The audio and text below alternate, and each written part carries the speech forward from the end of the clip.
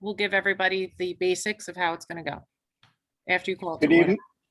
Good evening. Welcome to the West Hampton Beach Planning Board meeting for Thursday, January 27th. We're going to do a brief description of how this meeting will be handled. Megan, would you? Sure. So we can see everybody that's in attendance right now. There's 32 of you. We're going to go through the agenda item one at a time. When it gets to an application that you're interested in speaking on, we were going to let the applicants, their attorneys, their agents, the board, all of those folks have a conversation. At the end of their discussions, if it's an application you wish to speak on, I ask that you raise your hand. We will then promote you to a panelist. You can come into the room and participate in the discussion. Until you get promoted, you're not going to be able to participate, but you can listen to what everything is saying. And then we'll go from there. Please don't start raising your hand in the middle of it because I'm just going to put the hands down. Wait until the very end when we open it up for public hearing. Everybody will get a chance to speak. And we just ask that when you get promoted as a panelist, if you have any background noise, you mute yourself until it's time to speak. There's already somebody raising their hand. So that's that. And I guess that's it.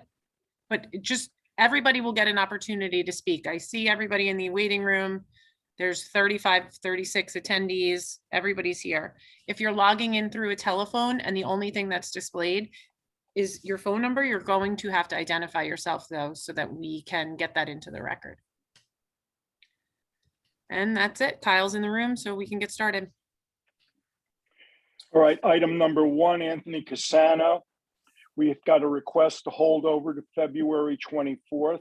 Item two, we have a request to hold over to February 24th. Number seven. Why don't we just go one and two at a time? All right. Yeah, this way. I need a motion to hold over items 1 and 2 to February 24th. I make a motion. Okay. All in favor? Aye.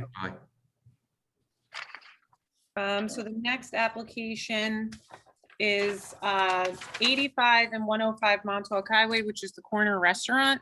I see Nick Vero here, so I'm going to promote him as a panelist somehow. There we go. Nick, you should just accept that and then you'll be in the room and you can talk.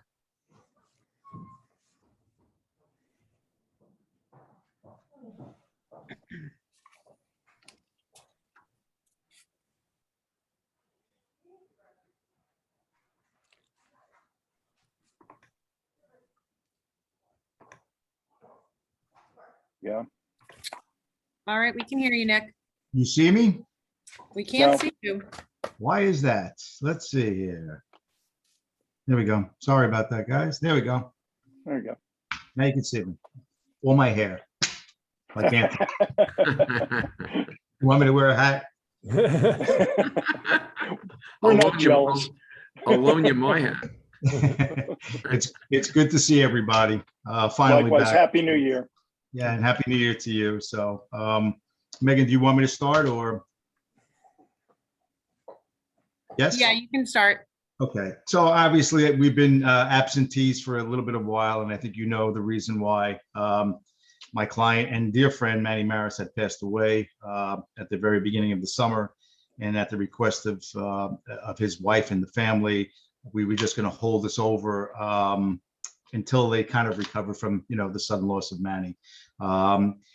I spoke to Mrs. Maris about a week and a half ago, and she gave me permission to finally come back to the board because they would like to pursue all of their application and moving this forward, hopefully to the zoning board, and continue to work on this and make all of the appropriate changes as per our last correspondence, which I believe was back in June or July 10th of 2021 was the last letter that I had gotten from planning, specific Brad Hammond.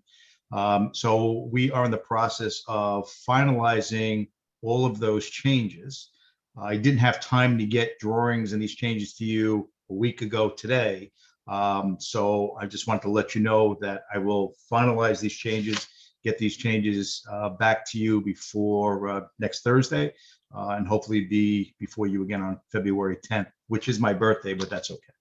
And if that's okay with the planning board, I would just like to say that we're in the process now and we're ready to, move this whole application forward. Well, we're happy to hear that. Thank you, Nick, for coming tonight. And I need a motion to hold over the application until February 10th at applicant's request. Make a motion. Second. Need a second? All in favor? Aye. Aye. Good to see you. Thank you. All right. Thank you, everybody. Have a good evening. Thank you. Thank you, Megan. Welcome. So the next application will be the application for Rogers Associates. First, I'll let Frank Eisler in, and then he can let me know who else is here with him on the application. For those of you who are in the meeting on this application, like I said, we're going to let the applicant and the board and everybody have their discussions. If you listen and then you're ready to participate, once they're done and we open it up to public comment, I just ask that you raise your hand. I can see it and we'll go from there. Hi, Mr. Eisler. Who else do you have here with you? I believe Jim Berenger and Brian Grogan should be, I see Brian and I see Jerry. So maybe Jerry Rumplick can let us know if Jim Berenger is with him or not, because I don't see Jim in the waiting room.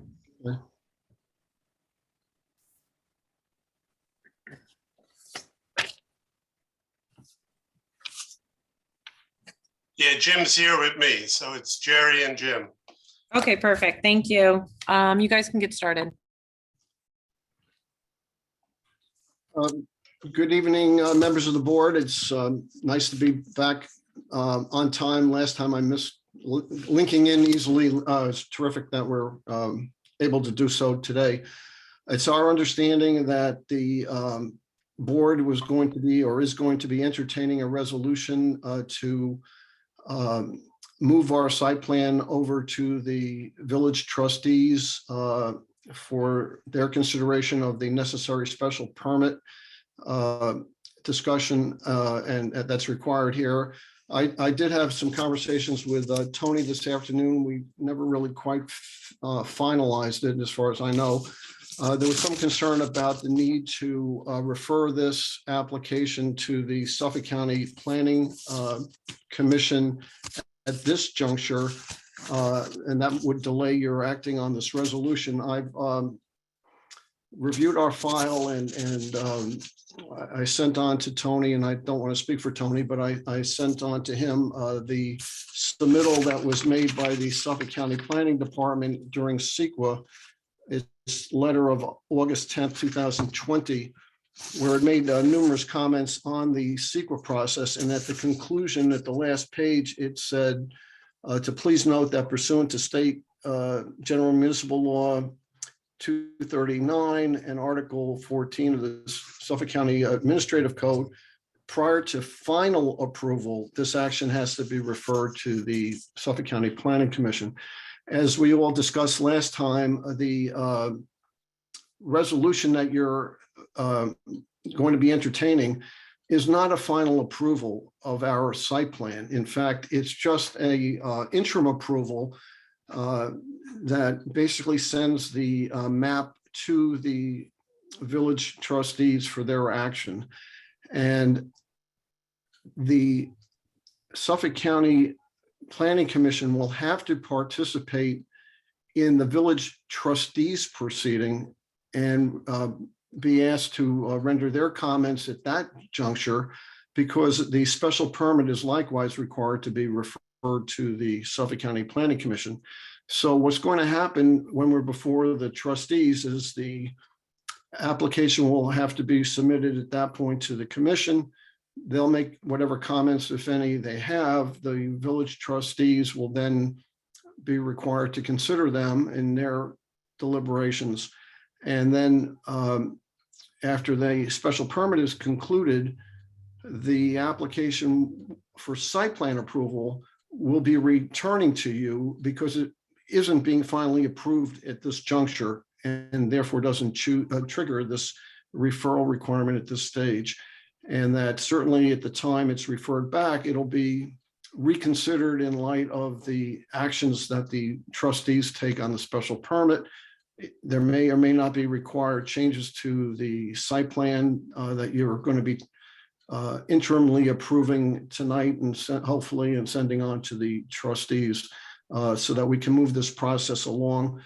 We urge that you do that tonight.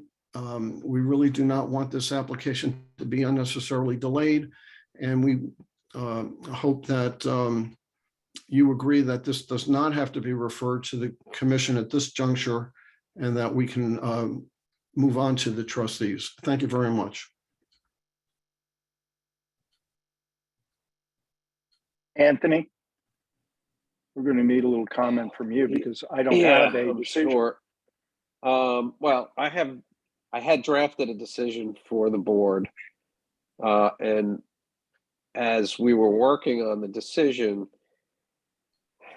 well, let me back up a second. We're in a little bit of an unusual procedural position because this board doesn't normally do site plans in two different decisions. Normally, we only do a site plan decision at the end of the process after everything else has been issued, after health department has been done, after architectural review board's been done, after special permits have been done, and certainly after the Suffolk County Planning Commission process has been done. The snafu that we're in is that the trustees, as you know, have a big job to play on this application, and that is deciding the special permit. But the way the code is written, they cannot act until there is a planning board approval of the site plan. So it sort of puts the cart before the horse to ask the planning board to approve the site plan before the special permit's been issued, where the special permit process is where perhaps the big decision is made as to what is the appropriate density for this project. So we were trying to work through that and figure out a way to have a preliminary determination made on a hypothetical, which would be that the full yield is approved by the trustees. And so I drafted up a decision to that respect, and it was going to jump over the health department process, because in part the health department process is dependent on how many units they get. That's going to dictate the design of their sanitary facilities. And it would jump over the ARB process. It would jump over the trustees process. The issue that I'm still not sure about is the Suffolk County Planning Commission. And it's true that their prior letters relating to secret remind us that we have to refer it to them before a final decision can be made. But I don't know what that means, because in their minds, we don't have a preliminary decision process. So Brad put in a request to them today to let us know if they would be essentially okay with us acting, knowing that we would still have to do the referral and complete the referral process before a subsequent final decision is made. And unfortunately, they have not responded yet. And so I'm not sure what to say, guys. That I don't know the answer to this question. I know Mr. Eisler's position is that we have a right to do this kind of preliminary decision without waiting for the Suffolk County Planning Commission. He may be right. He may be wrong. I just don't know the answer to it. And so there is a decision that's been written. Megan has it, but I'm just not in a position to tell you that you have the jurisdiction to act on it without the Suffolk County Planning Commission referral process. It's the one step that I don't believe you can waive. So if it's applicable, it becomes a jurisdictional defect if it's not done. Whereas other things you can waive, and other things, the procedures can be adjusted. But Suffolk County Planning Commission is a New York state law. So it's not something that you can just decide to waive. So I'm not sure what else to say about that. If I may, we're not asking it to be waived. This application right now is not in a final position for final action. As you said, Tony, there's no question that if the trustees and their special permit process, and we are in this catch-22 here, you can't even act on our site plan officially and finally until the permit is issued by the trustees, which ultimately will determine the yield of this site. And waiting for the county now, and they clearly said final, and this is not a final decision. We all know that. That's why you've been kind enough and correctly sending this over to the trustees before there is county health approval. That's the same kind of approval you need from the county commission, because it is driven by what is the plan. They have to know what the plan is, the commission does, before they can comment. I think you are on 100% safe grounds, just like you are to send this over to the trustees without having final health department blessing, to get their final, they're the ones who are going to drive the bus on what the site plan ultimately is going to be. And clearly the county has said in their sequel letter, pending final decision. This is not a final decision. We know it isn't. We as an applicant know it isn't. And all this is going to do is delay our application unnecessarily, because what you're kind of tentatively approving today just moves it to the trustees to make a final determination on a permit. It's got to come back to you for final action. Even if they adopt our site plan 100%, it has to come back to you, where you're going to put forward a formal resolution that's going to say the planning board has approved the site plan based on the special permit conditions and our own conditions, just like you adopt on a formal, full resolution on site plans as a regular basis. It's unfair to the applicant that we are not moving forward here, because we clearly are not getting final approval from this board. The county commission doesn't want to review academic applications. This is not ripe for them to review until you know what the village trustees say. So I urge you to reconsider. Please take into consideration the needs of this applicant to move this process along. We've been through a long process here, full secret review. We've gotten a consensus of this board that was very clear at the last meeting, that the site plan as presented meets all of their concerns to allow it to go to the trustees. Please let it go. And the county commission is not going to be affected by this whatsoever, because they don't want to review an academic plan. Consider it. You refer it over to them today or tomorrow, and then a month or two from now, you get comments on them on our tentative plan. It then goes, because you're requiring the county commission to act first, it then goes over to the trustees, who may completely change the thing. And it comes back to you whether they do or don't. And that's, you'll already have their input, because they have to submit comments on the special permit application. The county commission will review the merits of the site plan at that time when it goes over to the village trustees. I think, Tony, you can agree with me that the trustees cannot approve the special permit without the input from the commission at that point. So this board and the trustees will have full input compliant with the general municipal law from the county planning commission before you as a board ever act on this site plan on a formal basis. It's got to be done at the trustees level as a matter of law, and let that process go forward. The commission isn't going to set out two different opinions on the site plan after the trustees permit is reviewed. All right. So I urge you to please move this along and adopt the decision today. Tony, Look, I mean, I don't want to argue with Frank because I would make the same exact arguments he's making. I mean, the only thing I don't appreciate is saying that the applicant's being treated unreasonably because everything that we set up is essentially giving the applicant an accommodation that the code doesn't actually provide for. So the strict letter of the code would say they have to go through the entire site plan process before the trustees can even entertain an application.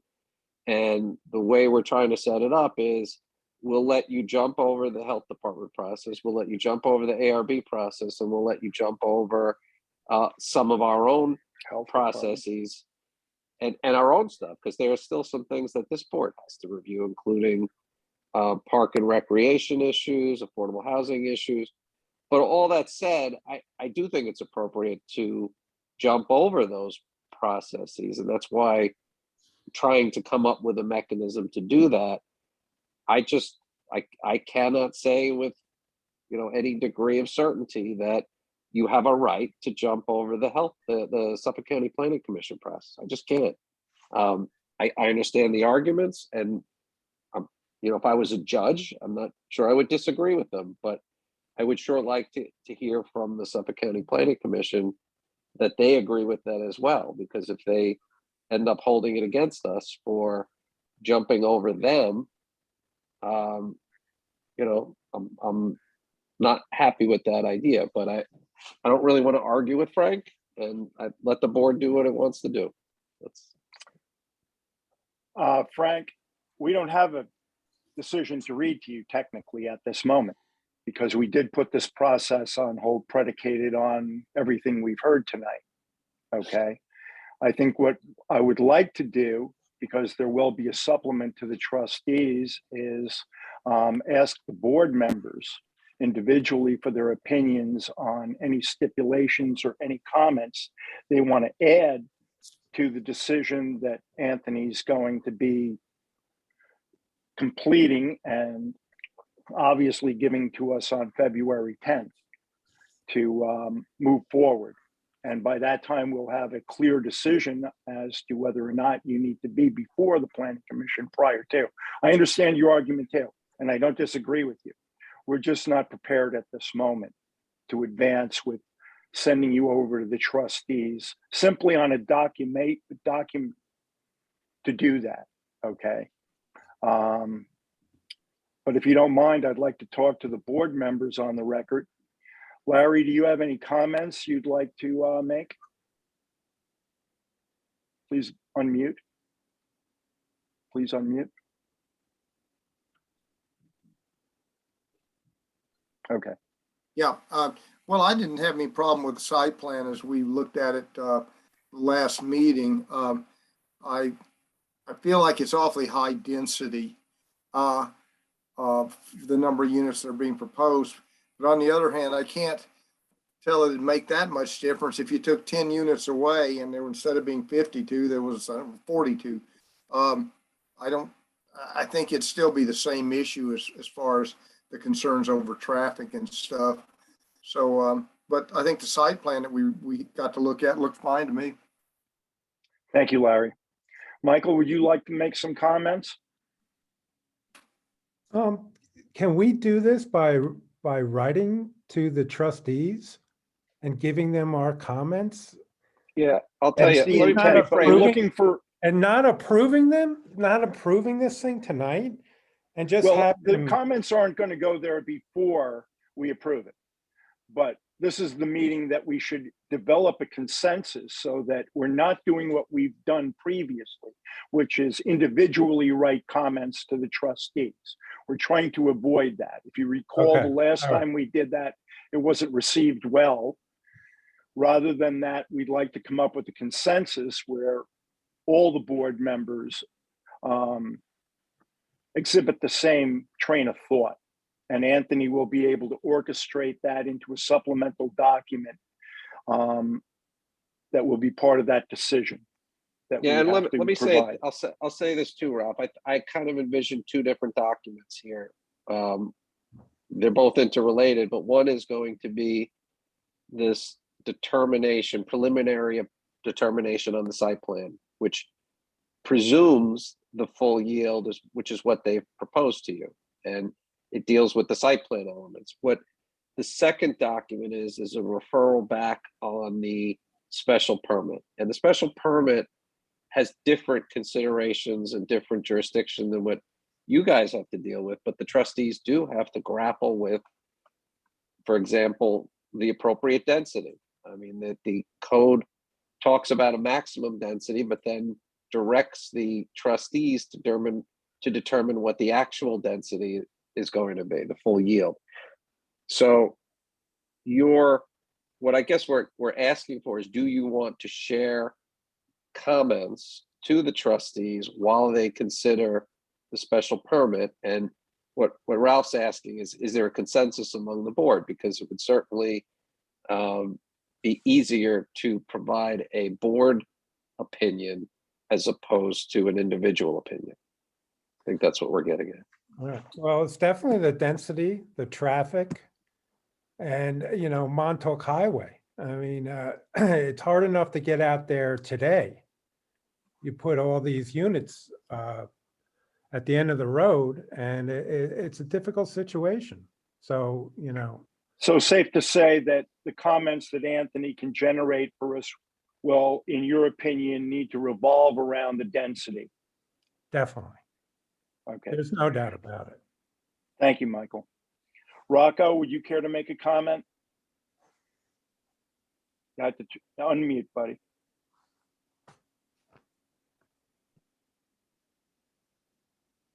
Okay. I agree with a comment that Larry made, whether it's 42 or 52, you know, where does that fall? Does it make a difference? As far as the site plan is concerned, I think it's tweaked as good as it can get for what's represented. As far as the density, I think there's a further discussion required amongst us. I appreciate that.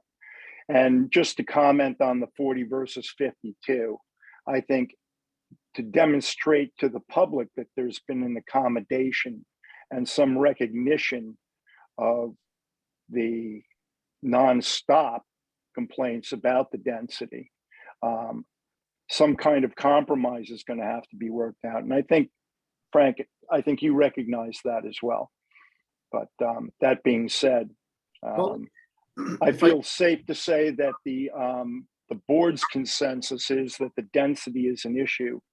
And Anthony, we would charge you to generate some kind of document that generalizes that and memorializes that feeling by the board. If I could just interject just for a minute, Ralph, just you may recall from the last meeting, you were discussing also this submittal of kind of recommendation from the planning board. And I think we all agreed last time that while you'll have plenty of time to generate that unified or board recommendation, because even if we were able to get the decision today and move to the trustees, you'll have several meetings of your own to refine it. I just don't want to delay action on the preliminary approval resolution to be coinciding with whatever you choose to put forward as a recommendation as a board, because you'll have plenty of time to do that. And I think we had agreed last time that they would not be tied together in terms of having to be issued at the same time. So that well, I'm not trying to tie them together, Frank. I'm just trying to get this out of the way. No, that may be. Frankly, this is the last of that discussion. We obviously have a consensus that the density is an issue. And that's it. That's the end of that conversation. So we are actually trying to advance as best we can under the circumstances on your behalf. Right. I'm just hoping that if there is some further need to revise the recommendation letter, that it doesn't delay, as it gets generated. And you've all said, your thoughts on this, but if you have to refine it or do whatever you may want to do after Tony does a draft, that's fine, as long as it doesn't hold up our other. It won't. It Okay. won't. I give you my word, it won't delay that. And that's why I said they're going to be two separate documents, Frank. Right. So that's why I said it that way. Okay. So that the resolution is otherwise ready to go, and we can resolve the planning commission issue, which hopefully would be in the next 24 hours even. But the other document is going to be a separate document. So Would it be possible if the board were to act conditionally on this resolution tonight, that you adopt it subject to your hearing from the commission that you do not need to go to them? That way we would have it in place and adopted with that condition that it will take effect only if you are advised by the commission that we don't have to go there. This way we could say, well, Frank, unfortunately, one of the things that Ralph mentioned is that he does not have the document in front of him. And so he's not capable of, he hasn't read every word of it. He knows what it is. All the board members know what it is, but they don't have it in front of them. And it's just impractical for them to approve a resolution that they don't have in front of them. And it We is our normally- intent in this particular case to read this entire decision into the record at a meeting. Just so you're clear on that too. We need this to be part of a public record and to demonstrate to the public that we've done our job in relation to this decision. and you certainly have done your job. I will vouch and certainly go on the record to that. But we would hope then at the very least that we could get this accomplished at your next meeting. I see no reason why not, Bar- provided barring- of course. Barring the with planning Suffolk County. commission taking a strong position about us having to wait for them to act, and if they haven't acted within the 2 weeks, that's the only thing I could see that would stop the board from being able to adopt the resolution at the next meeting. I expect that the resolution will be the document that we've all had an opportunity to read at that point as well. Correct. I guess I can't be persuasive enough, so I guess we'll You did fine though. be back. You did good. at your next meeting. Okay. Not for lack of trying. Ralph, there is one person in the audience that has their hand raised. So if you guys are all done with your conversations, I just don't want you to get ahead of yourself. We have to let them in. Thank you. If you're done. We are, I believe. Mr. Eisner, Yes. Okay. thank you. So let's see. Mr. Conway, so you're in as a panelist now to talk only about the Rogers Avenue application. Yes, hi. My name is Louise Conway. I live at 3010. You just muted. Okay. Okay, go ahead. My name is Louise Conway. I live at 3010 Mitchell Road, West Hampton Beach. My question is to the planning board.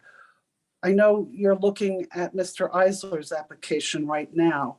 The agenda has on number 7/4/2217 multiple developments in that same area, which total, if by my count, 138 units. If you go by their density, the density of each one, including Mr. Eisler's.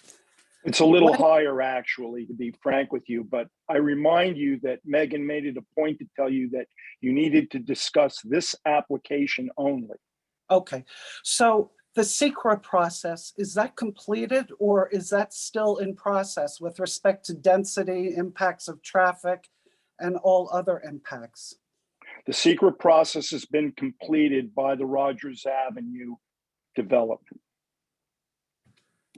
And it was no impact, or what was the result? The impacts that were identified during the process were discussed and mitigated by the applicant.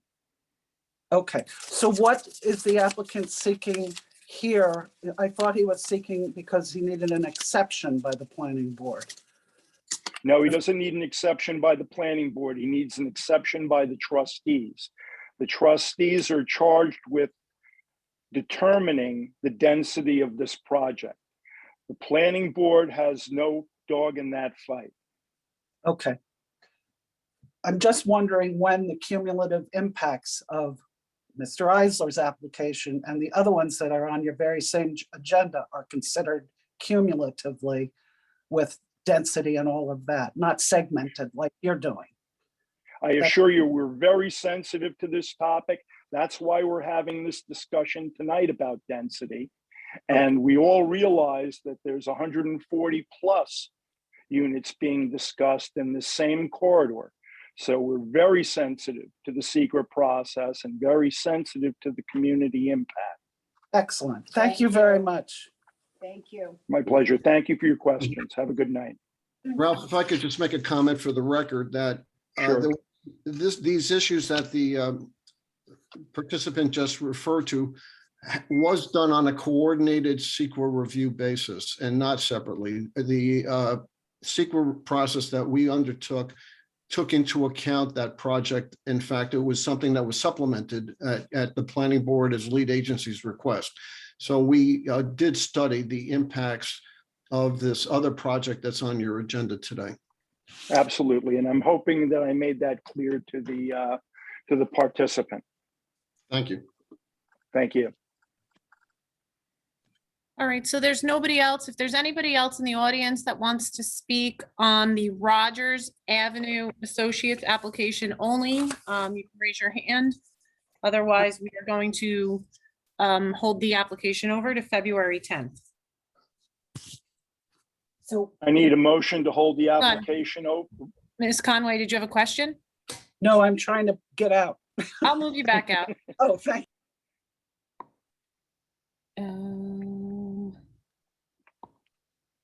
Oh, no, I don't know. Okay, go ahead, Ralph. I'm sorry.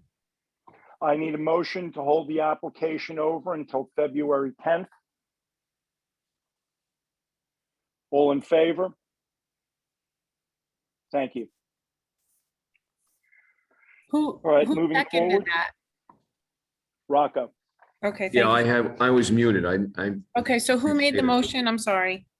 I made the motion. And who seconded the motion? I did, Larry. Thank you, Larry. Okay, and I'm not really sure now how to move Ms. Conway out, so I'm just gonna leave you here and ask you to stay muted. And then when the application comes on that you want to speak to, then you can raise your hand again, okay? Because if I remove you, it takes you out completely. So the next application that we have is number 5 on the agenda. And that is the West Hampton Inn LLC, 43 Main Street. So I see Jim Hume is here. I'll let him in and then he can tell us who is here with him. He was here.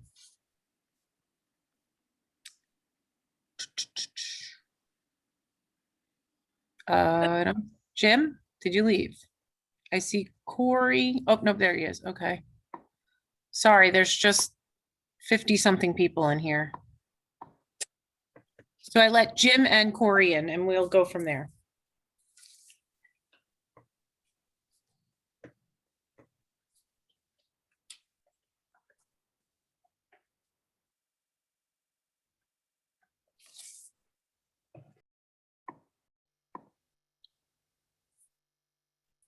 Corey's right. on. Can you hear me now? We can hear you, Jim. Yep, Can you see me? we can see you. There, yes. Okay. So Bill Hine may be in the waiting room. Oh yeah, he's down at the bottom. Hold on one sec. And then Tori Mancini also may be here. I don't know. I don't see him. Unless he's with a phone number, but I don't see him. I have 2 people that are phone numbers only with no names. Okay. And you let Corey Gluckstall in, which is fine, but this is not his application. His is coming. Oh, that's right. How can I keep track? All right, well, he's just gonna sit here until his application. That's fine. Okay, So Bill is in. And anyway, kind of some late breaking news. So I just want to show this to you and then I'm sure we're going to put this over, but we had a discussion about the architecture the last time we were here.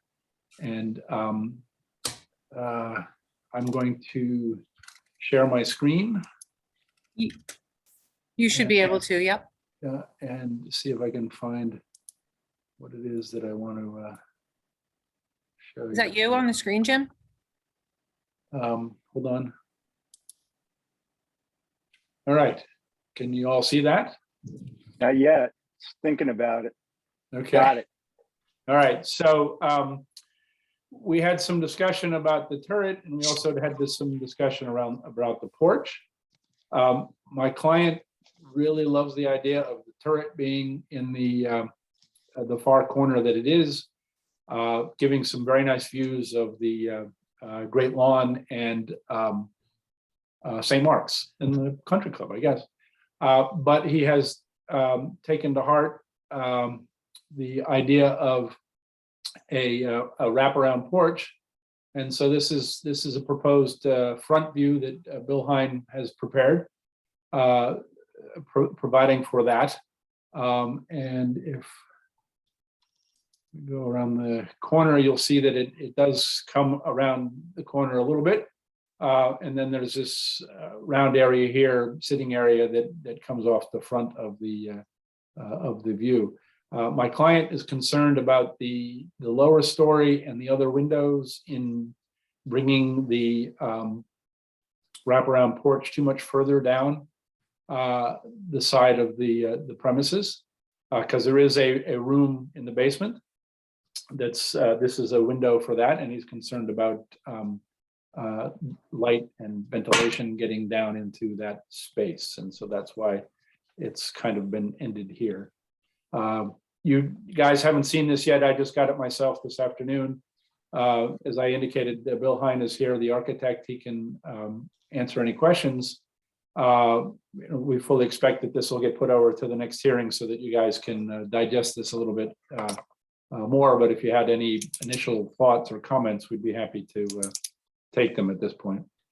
Well, I'd like to say that we're grateful that you've come back and accommodated us.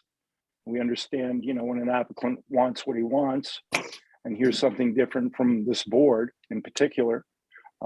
Sometimes it doesn't work well, but this did. And I think this enhanced view is worth consideration, and we're great. I'm grateful. I'll ask the board members if they want to comment. Michael, do you have a comment?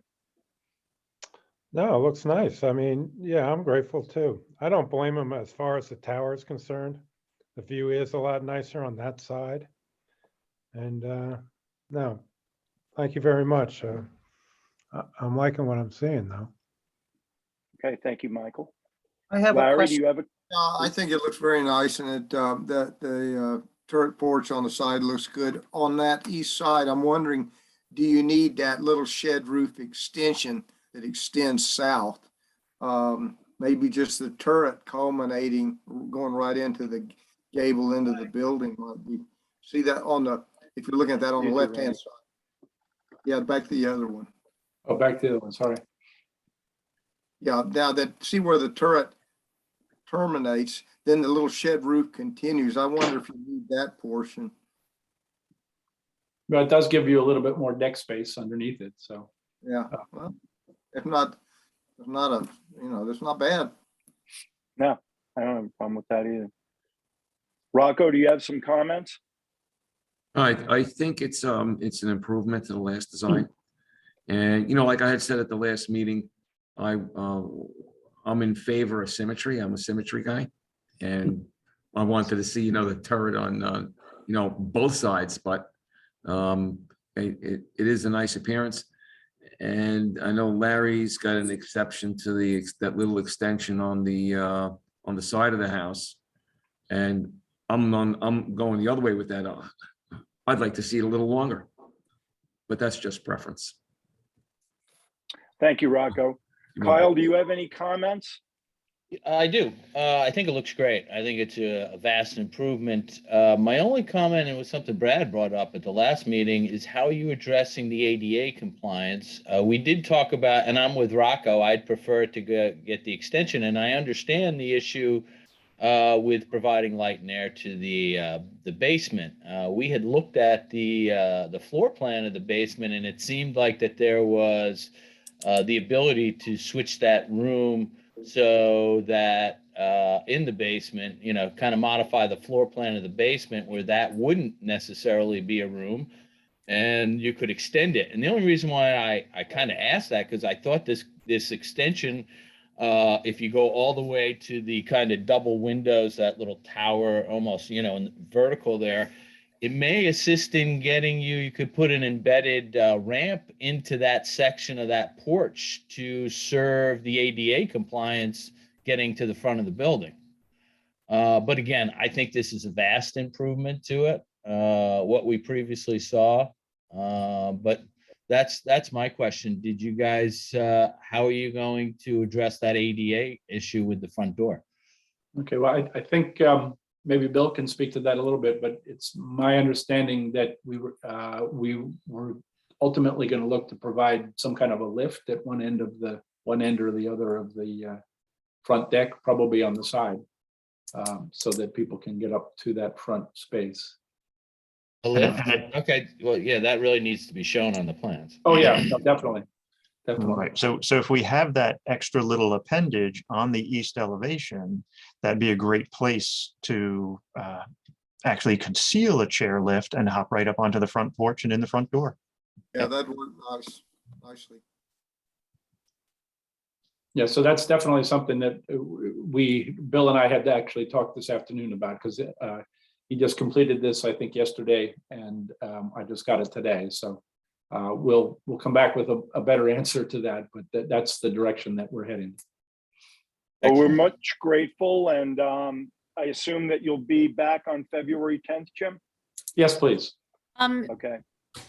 Before you're finished again, Miss Conway would like to, I figured out how to get them back as attendees, but now she wants to come back and I'm guessing comment on this, so I'll promote her to a panelist and see. Thank you. And Jim, if you want to stop sharing your screen whenever you're ready. Oops. Oh, there we go. Yep. Yes, hello, Louise Conway, 3010 Mitchell Road, West Hampton Beach. I'm particularly interested in this application because it's on my corner, Mitchell Road in Maine. And my concern, and I do not see them on your drawings, is more where are the entrances and exits for this structure? If I could just say a few words, since Main Street has been redone, the Mitchell Road Main Street corner has been very congested. We have a lot of pedestrians from the stores that will be across, that are across from you. We also have a lot of supply trucks that park on Mitchell, which ends up making it one road in from Main Street. So my concern is how your entrances and exits will be situated on this property. I'm hoping on Main Street, because as it is right now, it's very dangerous coming from the country club trying to make a right on Mitchell. It's in the summer. I mean, it's a little scary, to be honest with you. There are people just walking all over the roads on that corner, coffee, bagels, and supply trucks parked there. You can't get through. Okay, here's the site plan, which we'll need to adjust a little bit to add the extended porch on. But there, as you can see, there's an in and an out, and I think the board has seen this quite a while ago, an in and an out on Main Street, and then just an out on Mitchell.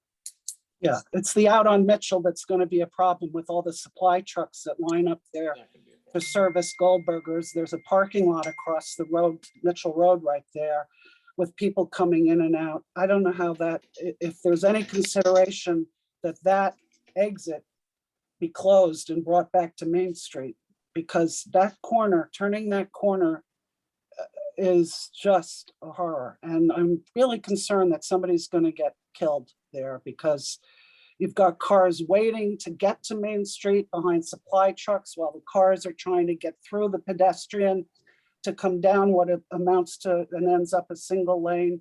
And even if the supply trucks aren't there, you have cars coming in and out of that parking lot behind Goldberger's and the coffee shop, and there's a dry cleaner there and all the rest of it. There's actually two parking lot entrances and exits on that right across from you on Mitchell. So thank you for letting me express my concern to the planning board. It's a big concern that we have. I'm in the West Hampton Landings condominium, so I'm very familiar with this. I live here year round. Thank you. Thank you for your comments. Well, we positively disallow anybody from getting killed. It's just not. Yay. Yeah, thank God.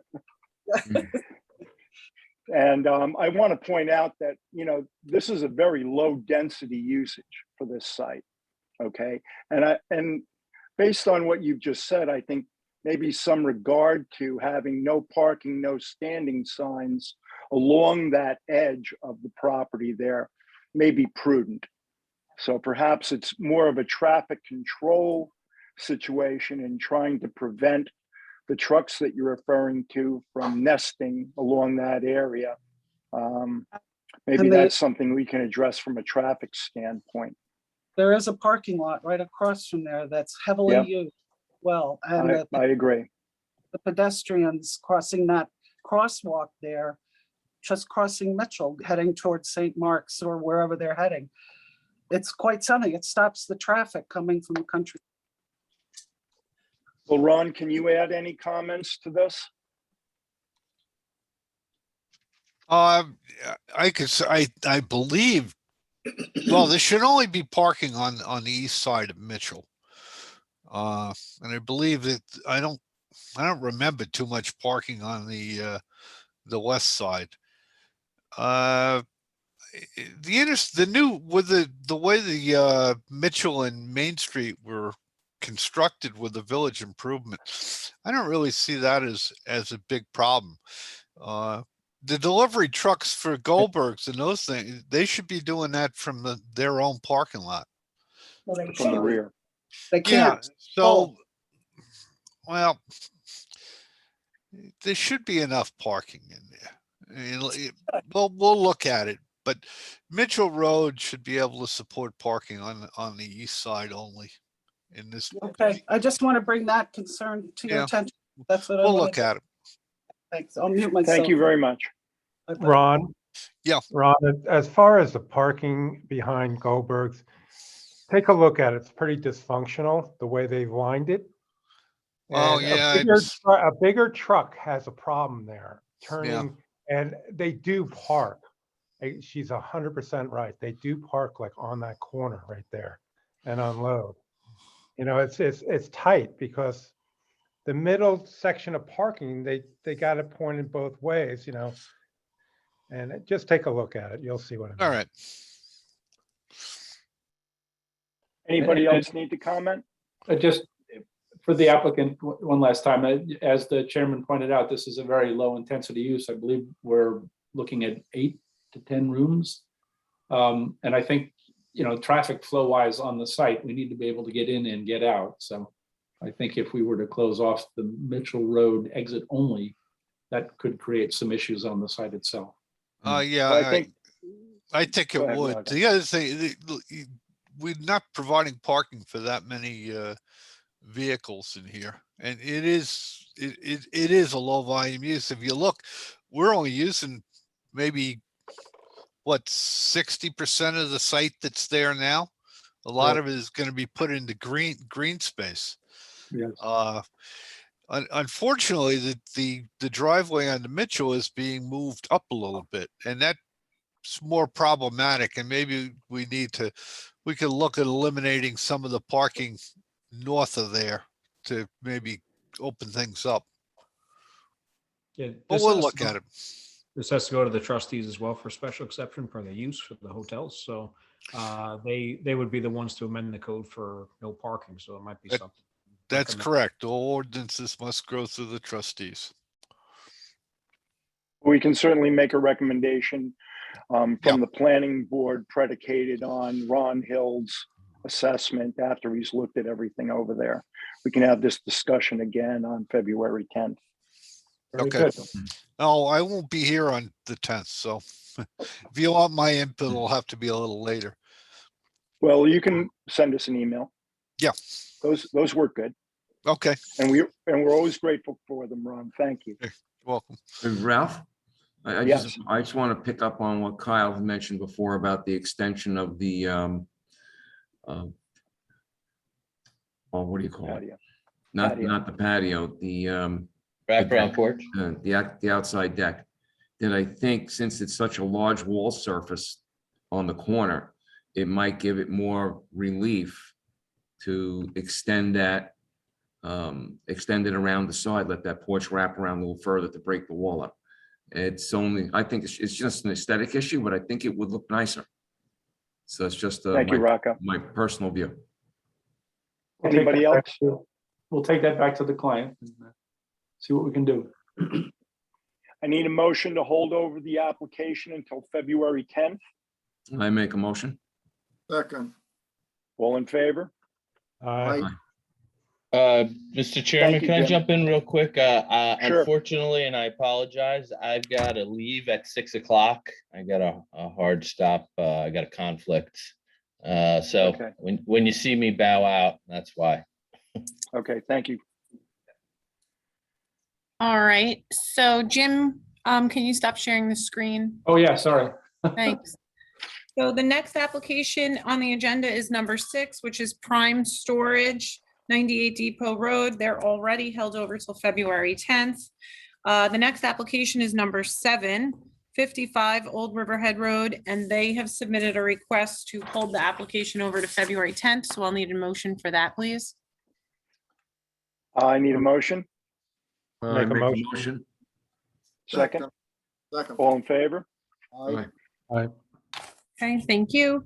The next application is WHBH Real Estate LLC, 7 Beach Lane, which Jim is here for, and I will bring Corey back in on that one. And then you guys can tell me if there's anybody else here for that. I think our architect may be Who's the architect? Alex. Oh, yeah, Alex B. Yeah, Okay, I see him. Matt A. Matt, right? Yep. I saw him. He's our engineer. Oh boy, it's moving around. Okay.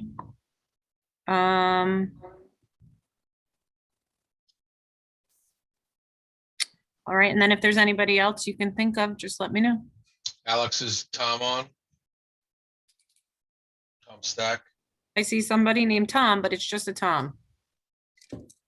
I don't think so, Corey. Not necessary. Okay. All right, so it looks like Matt joined. Alex is in, Corey, Jim, and you guys can get started. okay, thank you. So we had made a presentation early on about this project.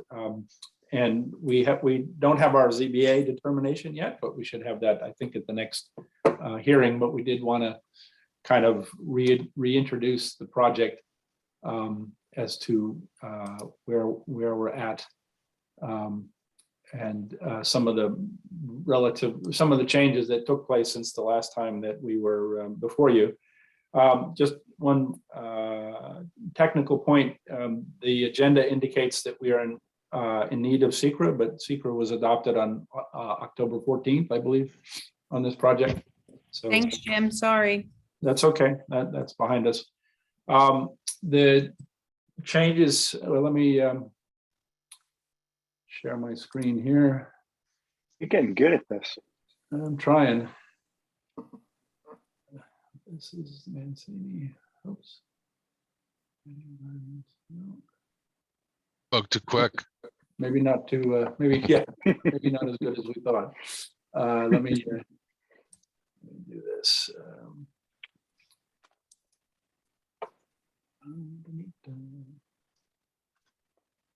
Okay. That's what I want to share. Now I have to share it.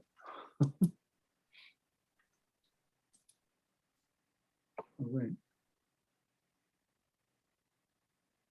Sorry. Oh, here it is. No, that's Mancini. Hold on a second.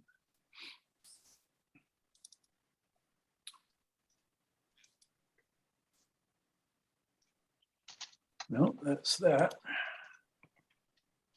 Let me do this. No. So anyway, when we first came here, we were, well, since we first came, we have modified the parking somewhat and eliminated the pool house, reoriented the pool to eliminate some of the variances that we had planned on. And went through a pretty nice process with the zoning board. Here we go.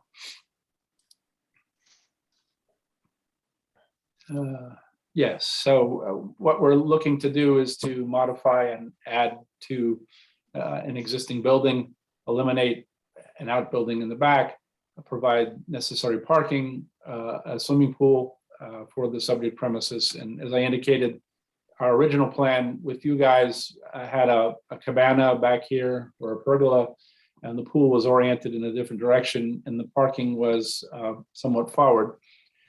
We moved the parking back, and the only parking that is in the front yard, which is one of the things that requires a variance, is the handicap parking. And our thinking there was that you want the handicap parking as close to the front door as you can get. So that's why we left that out there. The front part of the parking is pea gravel.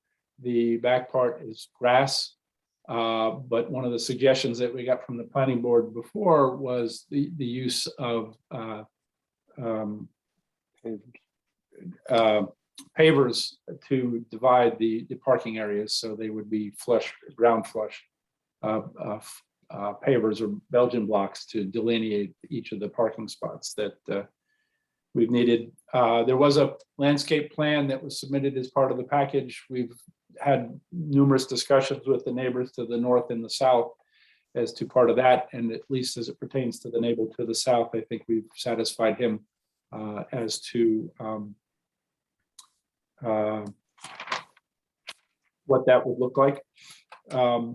As indicated, this is a 16-unit hotel project. It has a dining room and an outdoor bar. However, our position with the zoning board and our position with you is that the use of those two facilities would be limited to the people who are guests of the inn, of the hotel.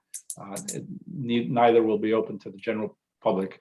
One of the comments that was made at the zoning board, which the zoning board indicated might be more appropriately dealt with here, was that very thing, and whether there'll be traffic and parking issues resolving from that. But our goal is to provide this feature to the guests of the hotel, and planning board members. And planning board members, yes, of course. And not to the public. Well, you're not part of the general public, so this is the general public. Only kidding.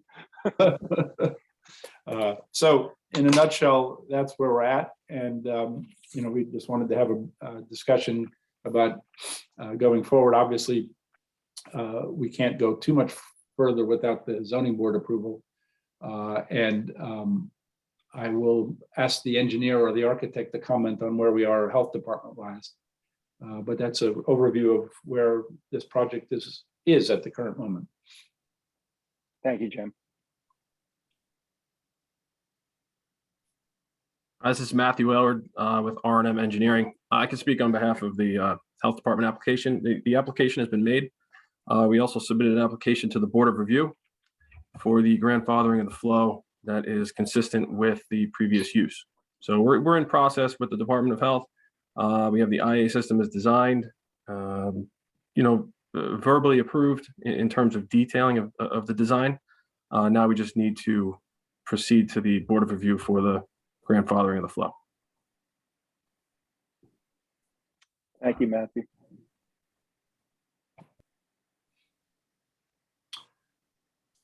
So one of the things I wanted to do, and I will do, is I will resubmit the plans as modified through the zoning process so that this board has exactly the same thing as the zoning board has, which I think we're pretty close, but I just want to make sure that there's direct correspondence between those two documents. So everything we have can be pitched, Jim? Yes. Thank you.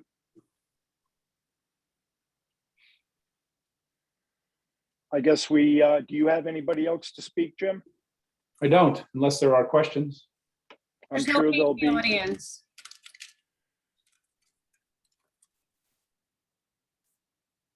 There's nobody, Ralph. Nobody's in the audience. Okay. All right. Well, Jim, thank you for the adapting of the plan.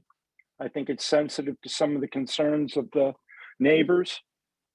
And we look forward to seeing you on February 10th. Is that correct? If we could put it to there, that'd be fine, yes.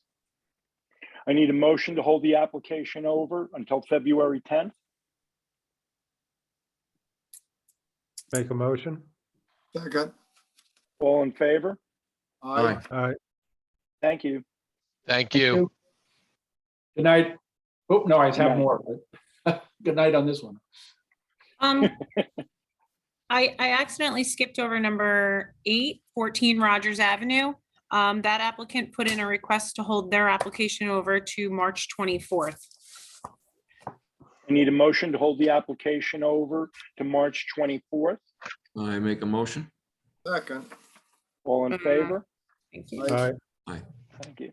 The next one is WHB Development Partners LLC, 107 Old Riverhead Road.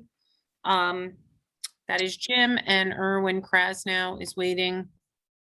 So I'll let him in and you guys can then get started.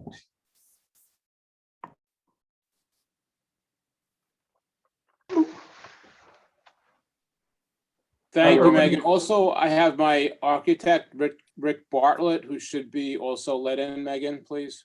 Okay, let me find him.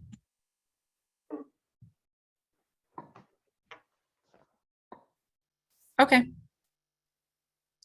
He's in, so you guys can get started. Okay, so we, since our last conversation, we've been trying to develop an idea of what you all would like this building to look like. I think we have moved past the front of the lot versus the rear of the lot. We submitted a little bit ago some pictures of the 7-Eleven in Oyster Bay, I think. Erwin, is that? Correct, Oyster Bay. Yeah. Which kind of had a stone hardy board column look, which is similar, Jim, if you can share your screen, to the initial elevations that Rick, that's Oyster Bay. You can, I think we shared that with the board. And then it's similar to the elevations that Rick did that we originally shared with you before we had introduced the 2.0 version, which we're not moving forward with. And this is a 4,000 square foot C-store that we would like to work with you today in terms of the look you want and the canopy, so we can move everything forward and give you the design that you'll all be happy with. So It's good to hear. We're grateful. One of the reasons the architect is here is to listen a little bit to your comments so that we can come back with something more, this or more appealing, wherever we go, I guess. Jim, you want to put up the elevation of the building, which has the sides and the canopy, please? Hey, Kyle, are you still here? No, Kyle left. Okay. We did send this to Kyle last week, I think. Okay. Or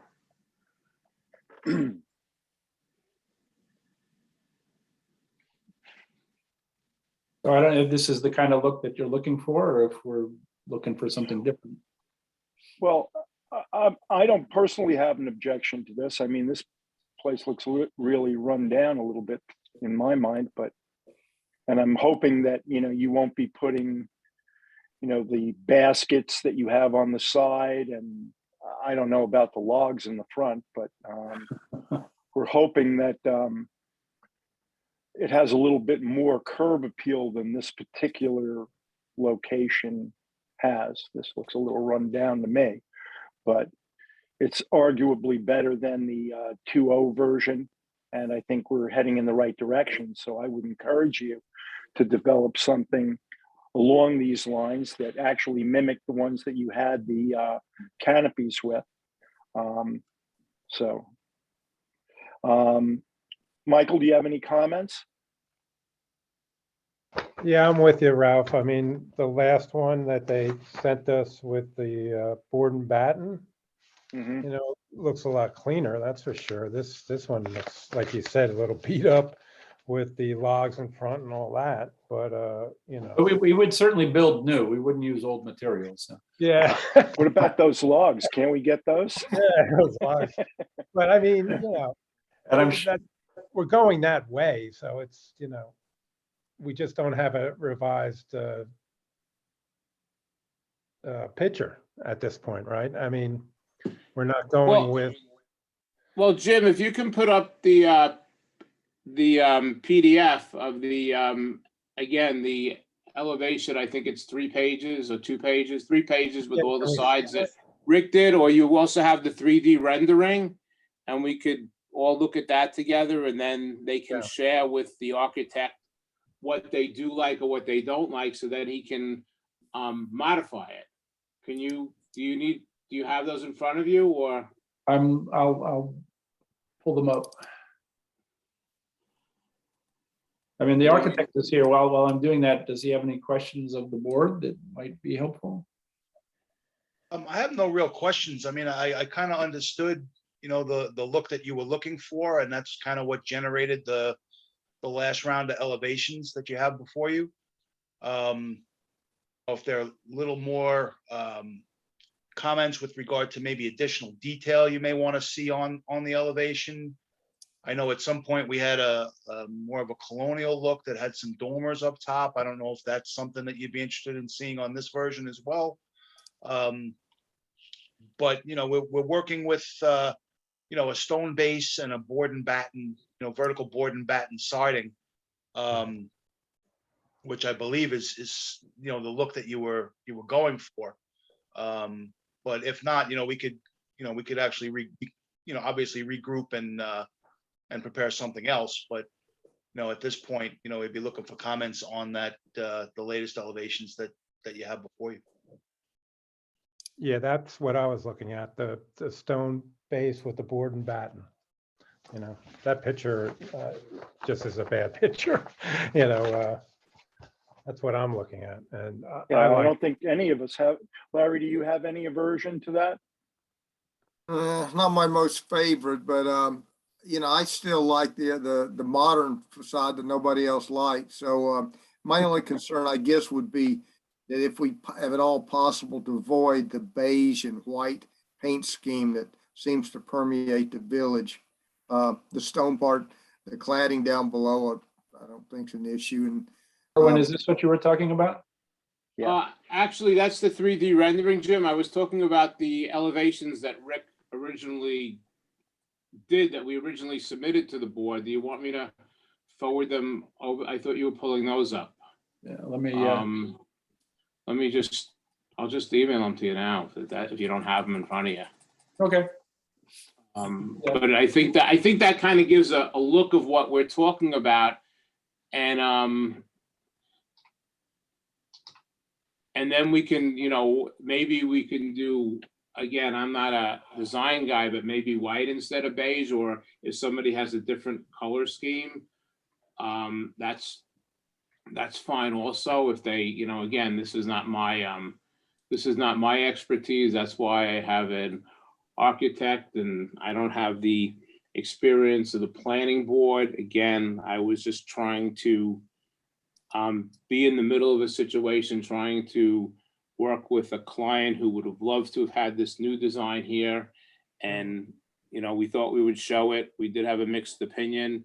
We're not moving forward with that. We're going to move forward with this 4,000 square foot opportunity. And I'm willing to, you know, do stone, board, batten, you know, roof, etc. Any way you want in the canopy. And I just want to get this thing moving forward with the board happy, or as many people on the board happy with the look and aesthetic, so we can get this thing built, then everybody can, you know, enjoy the benefits of it. I'm wondering if you could go with a slightly stronger paint color on the vertical board and batten stuff. And really the canopy with the little gablet on the front of it, I don't think that's a problem, really. It seems like when we're looking at it, though, it seems like it appears to be awfully thick. And I thought maybe that if maybe a different on the board and batten, if it was a maybe slightly darker paint scheme of some sort, it might minimalize that a little. But otherwise, I don't really have any problems with it. Larry, or does anybody else on the board have maybe a particular color choice or suggestion? I mean, in terms of what you might like more of a gray or a light blue. I mean, you know, something like that, so we can give you, you know, make it what you want. I almost I wonder. would say, Go ahead. I would say let's go with darker colors too. I mean, something almost like a terracotta that is set off with the crown molding and stuff. For instance, running around the canopy, if that was white or a slightly off-white, and then you had a stronger color for the board and batten, I think it would kind of visually minimize that, but would have a nice, fresh, modern look to it instead of just being like a white. So are you suggesting that the canopy and the building be different colors? So No. they contrast? Just the all the board and batten, whether it's on the canopy or the building, I would see being the same color. Okay. Yeah, but just setting off the trim, like the crown mold or bed molding, whatever like that. You know, if it's going to be a darker color, maybe have that more of a cream color that's a little softer than white, and it would pick up with the, you know, sort of organic look of the stone, I suppose. Well, the color that's indicated on the board and batten right now isn't a pure white. It's more of a the color that 7-Eleven uses is kind of a linen white, which is a, you know, a shade darker than a plain, you know, white, stark white finish. So I don't know if that's what you're talking about. I don't know if the image is showing it correctly.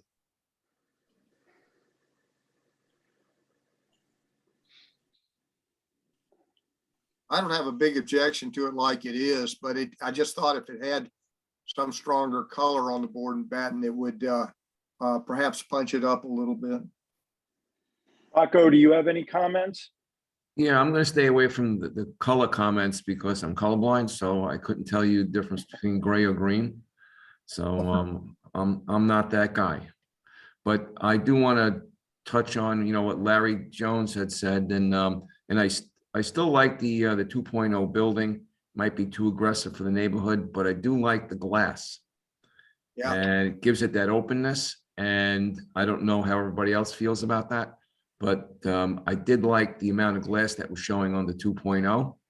So, and I think I had said maybe 1 or 2 meetings ago, maybe there could be a merger between what we're trying to do with this and the 2.0 and get a blend. Is there any possibility of adding more glass to this? What does everybody else think about it? You know, Larry, Ralph? I don't have a problem adding glass. I do have a problem, obviously, with the 2.0 design. I do like the roof line that we're dealing with here now, as opposed to that flat roof. Well, that's But what I agree mean. that A merger adding- between the 2.0 This is sort and of a this. typical, this is sort of a typical 7-Eleven look. We Yeah, could maybe it's- differentiate it a little bit with a little more glass on either side, or generally just increasing the glass on the front of the building. That might be the merger that Rocco's looking for. I'm interested to know what everybody else thinks about that. I mean, on my comment too, because like I was saying, to try to merge the 2.0 and this together, because I think it would be a nice look. Somewhat contemporary, but still maybe a little bit along the lines that we're looking for to fit into the village. Yeah, I like more glass. I've been in favor of more glass. I'm not sure what it would do. I mean, it's pretty symmetrical like it is right now, with the exception of the location of the doors. And if you did extend the glass, let's say further south. Or north to the corner and like a corner wrap. Yeah, no, that's what I thought looked best about that original design. Right. That's why I was saying to try to merge the 2.0 and this and create like a composite. And because I did like that glass look. Yep. Rocco, I mean, I'm going to defer to Rick on this for a second, but I think part of the issue was, the other part had a corner design with counter seating. This one, on one side of the property, I'll guess on the left side facing forward, would be the counter and checkout, and I don't know how much more glass you could do. And I know that in a previous meeting, we didn't want to do faux glass. And on the right side of it is generally where they're going to run the coolers and the, and the beer wall. So I'm not sure, and again, I'm going to defer this question to Rick. I don't think we can go all the way up to the corner with glass, and I'm not sure how much more glass we can do when we're doing this style building. And also, this building is about 800 feet smaller than the other building we had originally proposed. Rick, do you want to comment Yeah, on no, that? your points about the glazing across the front on this particular elevation are correct. To the one side, you do have the service counter and the surrounding equipment and whatnot that's behind that. So, and the other side is the refrigeration box, for the beverages, the beverage wall. So, to add glass to a prototypical plan, so to speak, would be difficult to do. But, could there be a modification of that plan that would be agreeable to 7-Eleven that would allow an expansion of that glass? That's a possibility. I'd have to discuss that with you. You know what I think is not got us all not confused, but there's a why question here. Why can't we take the 2.0 building, which is a nice building, then the layout is nice, and the glass works because you have the extra footage and you can hide exactly what you're talking about? And why can't you do a merger on the 2.0 and something like this and end up with a compromise and still get the seating that you're looking for? And everybody wins. You have a nice looking building and it'll be the size that you want. Get rid of that flat roof. Well, that's why I was saying a merger between this that we're looking at now and the 2.0, but keep the size, keep the glass, and put in the bigger store with the seating that they're looking for. And I don't understand why it's an all or nothing here. Well, the massing of the 2.0 is a little bit larger. The height of that wall, the exterior perimeter wall of the building is a taller wall. Right. We'd have to definitely bring that down, so there wouldn't be as much glass vertically as there is in the 2.0, but there would probably be more, glass that could provide a spandrel around the outside of the building like you're speaking of.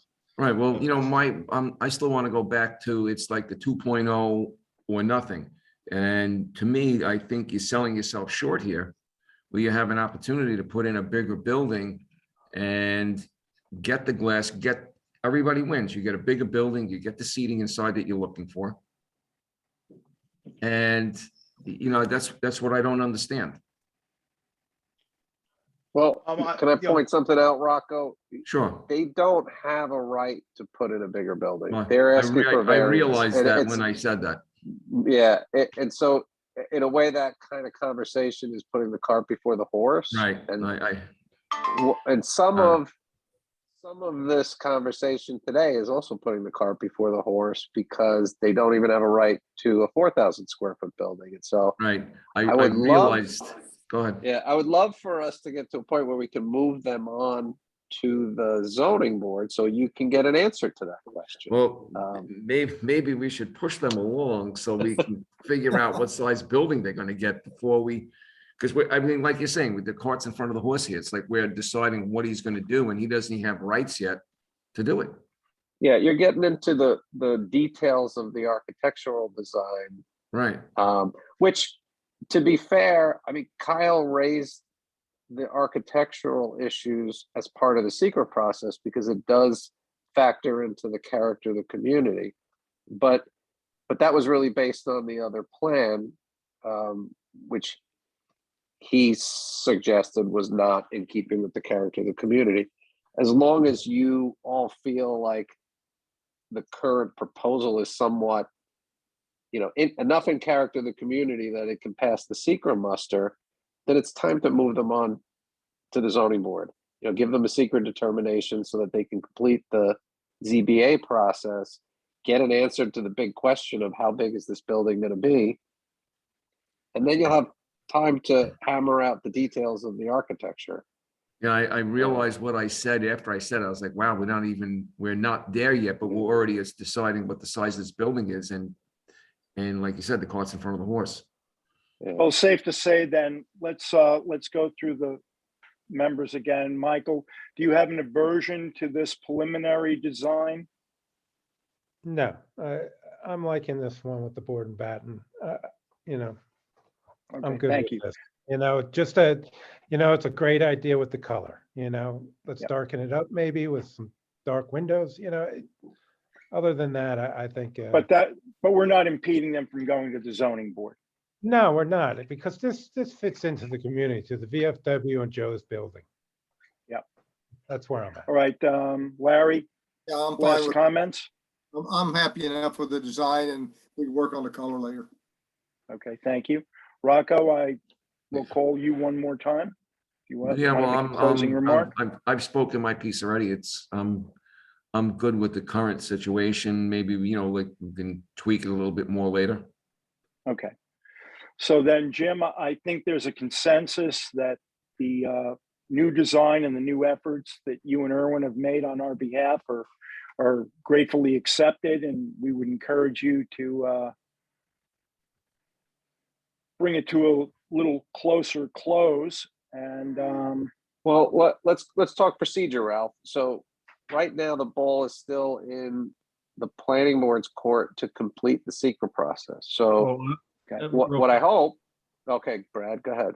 He just said it's a 4,000 square foot building. So actually that would be a type 2 action if the building. Is it 4,000 even? If it is, then you're right. If it's 4,000 even, then we've hit the magic number for seeker. Right. Rick, are we 4,000? Are we 399? What is or is there any tweaking? Is there any tweaking in terms of, you know, that foot or two that puts us below or over 4,000 feet?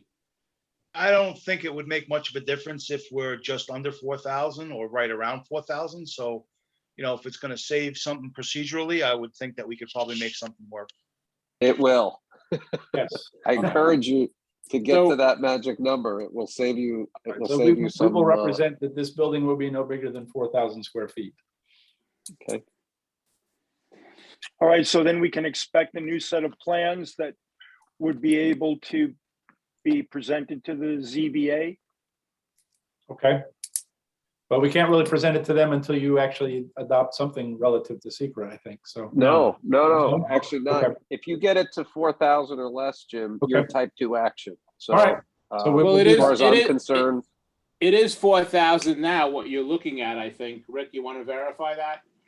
Again, I don't have I don't have the site plan at my disposal, but that I believe the latest site plan shows the proposed footprint and what that square footage is. So I don't know. So if, we'll undertake to submit by February 10th, as well as by February whatever for the zoning board, a 17th. site plan that reflects our current discussion and our current understanding.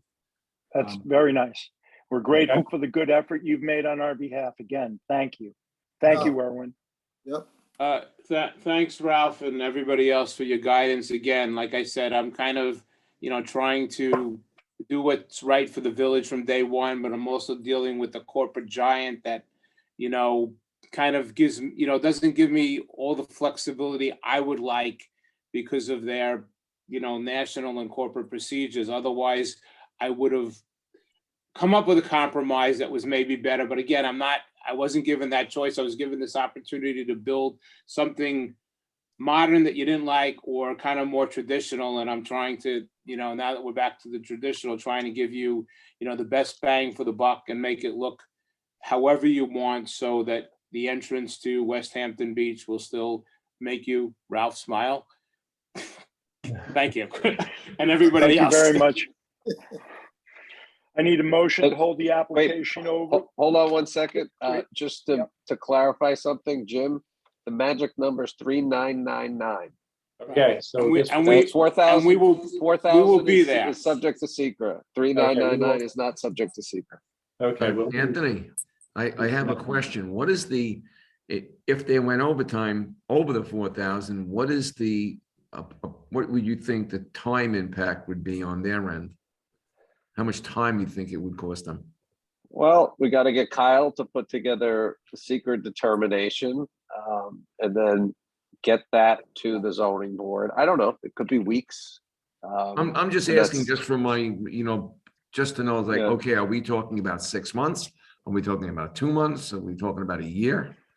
Well, we That's- certainly not want to talking- see to it we're that not. this applicant is able to make some progress now, Right. okay? We want to do everything we can to make sure that this applicant, after their good effort, reaps a benefit for that good effort, so. Oh, I've already absolutely. purchased those golden shovels, Ralph, and I'm waiting for everybody for the groundbreaking this March or April in the nice warm weather to kick off the 22 season. I want to We'll step be on there one of with those you, shovels. Erwin, The and we'll do form- everything to make that happen.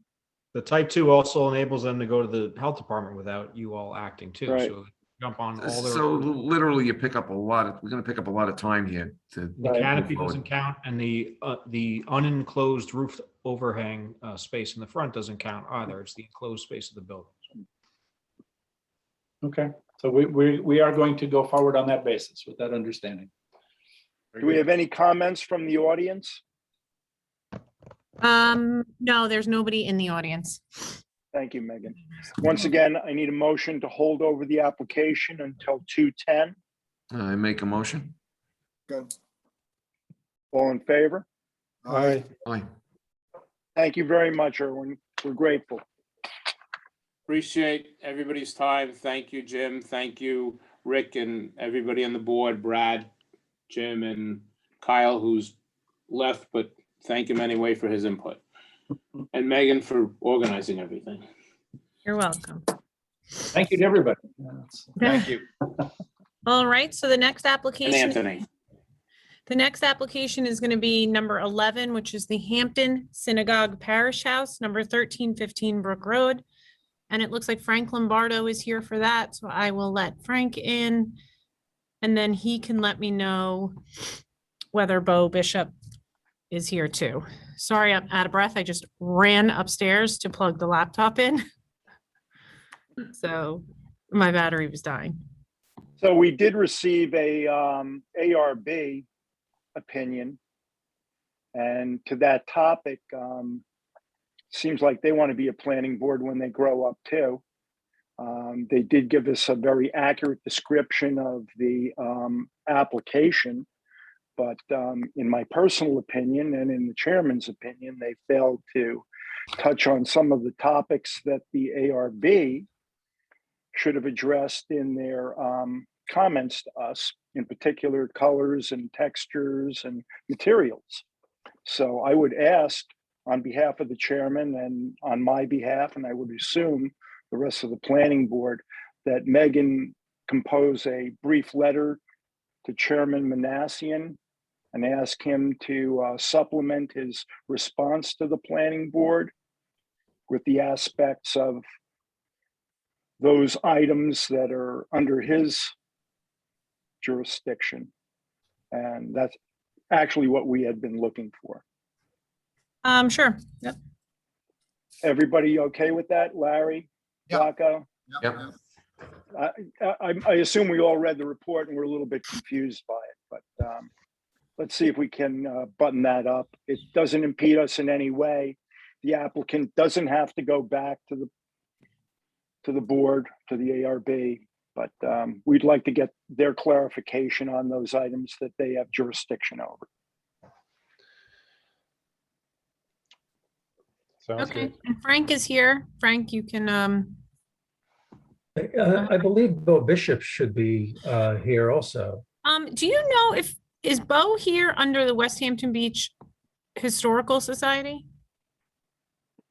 He is a Okay, yeah. member. Yeah. Okay, so let me just add, then I'm gonna promote him to a panelist as that, and we'll see if that's Bo.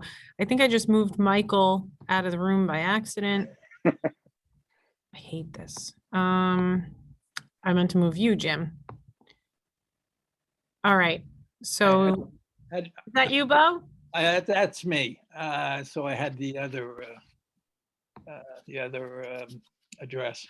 So Okay. yes, so we have gone to the zoning board of appeals. We've received a determination, and the variance has been granted to allow us to build a 3,959.12 square foot parish house.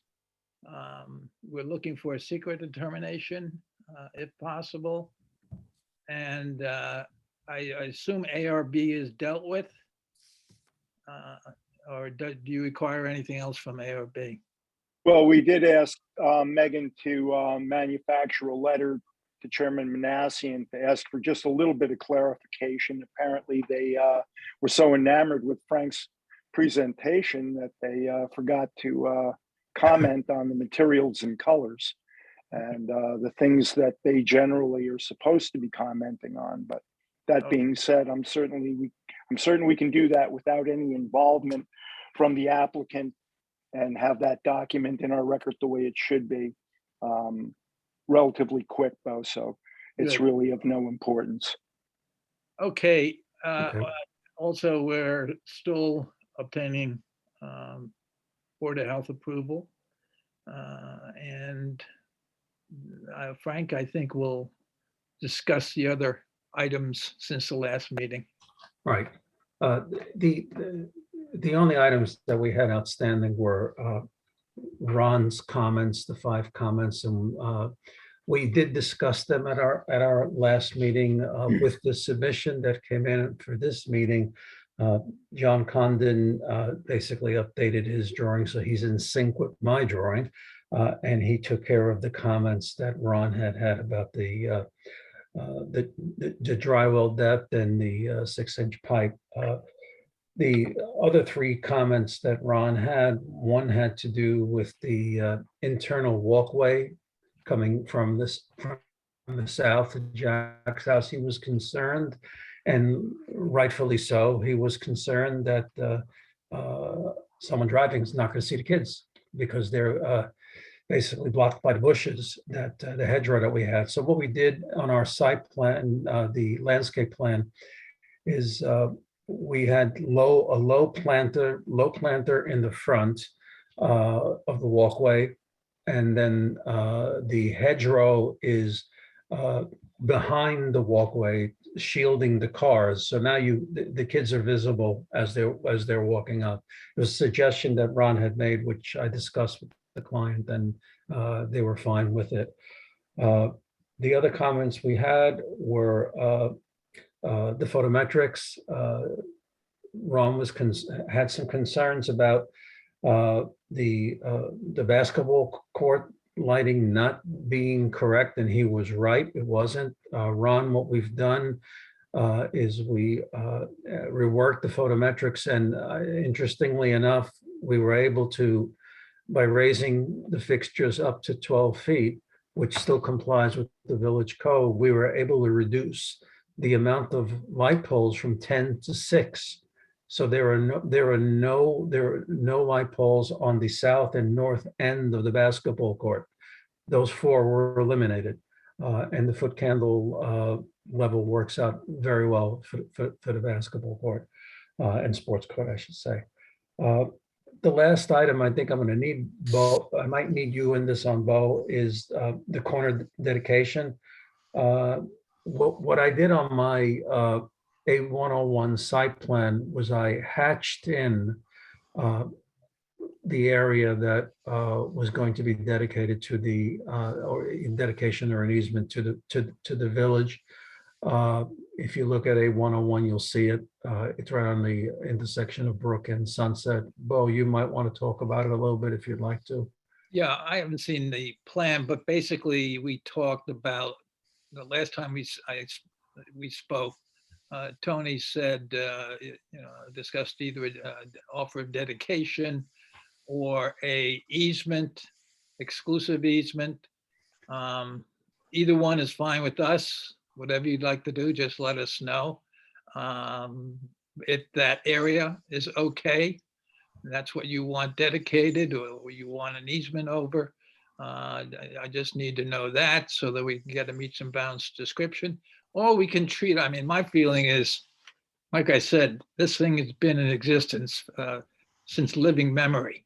There's nobody else, everybody else who's still alive remembers this thing. So in my opinion, it's an implied offer of dedication and an implied acceptance of dedication, which under common law is still recognized. So, but I'm amenable to anything you want to do. Probably the easiest thing, Bo, we would likely have covenants be required on this. And why don't we just put something in the covenants on it? Be Perfect. one line. I'll put it in the resolution. We'll come up. I'll even talk to you about it. We'll put in the resolution. You can stick it in the covenants and it'll be just done with it. Yes, that's a great Okay. idea. Yep. That's like Thank the you, simplest thing I think we could do. Yep. And so we're just waiting for a secret determination. Will we be getting that, or? Well, we will advise Kyle that that's necessary for the February 10th meeting. Okay, good. We have gotten a deck from the zoning board already. Yeah, we expect that, yeah. Does anybody else need to be heard on this application? Any other comments? There's nobody in the audience. Well, Bo, then may we hold you over until February 10th in anticipation of the secret? Yes, thank you. Thank you. I need a motion to hold the application over until February 10th. I make a motion. Second. All in favor? Aye. Thank you. Good evening, everyone. Thanks, Bo. Sorry about that mishap. All right, so the next application is number 12, which is Country Point at WHB, number 44 and 60 Depot Road. Vince is here for that. I will let him in. And then while we're doing, and then he can let me know who else is here with him.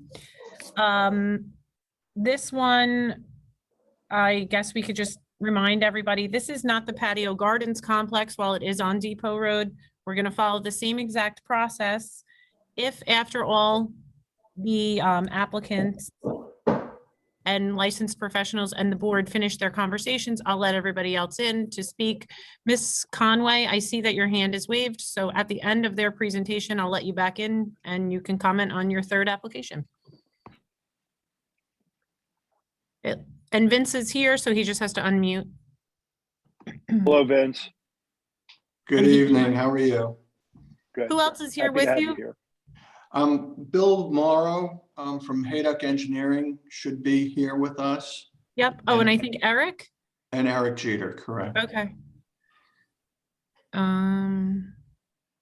Did he drop off? I hope not. Oh, no, there he is.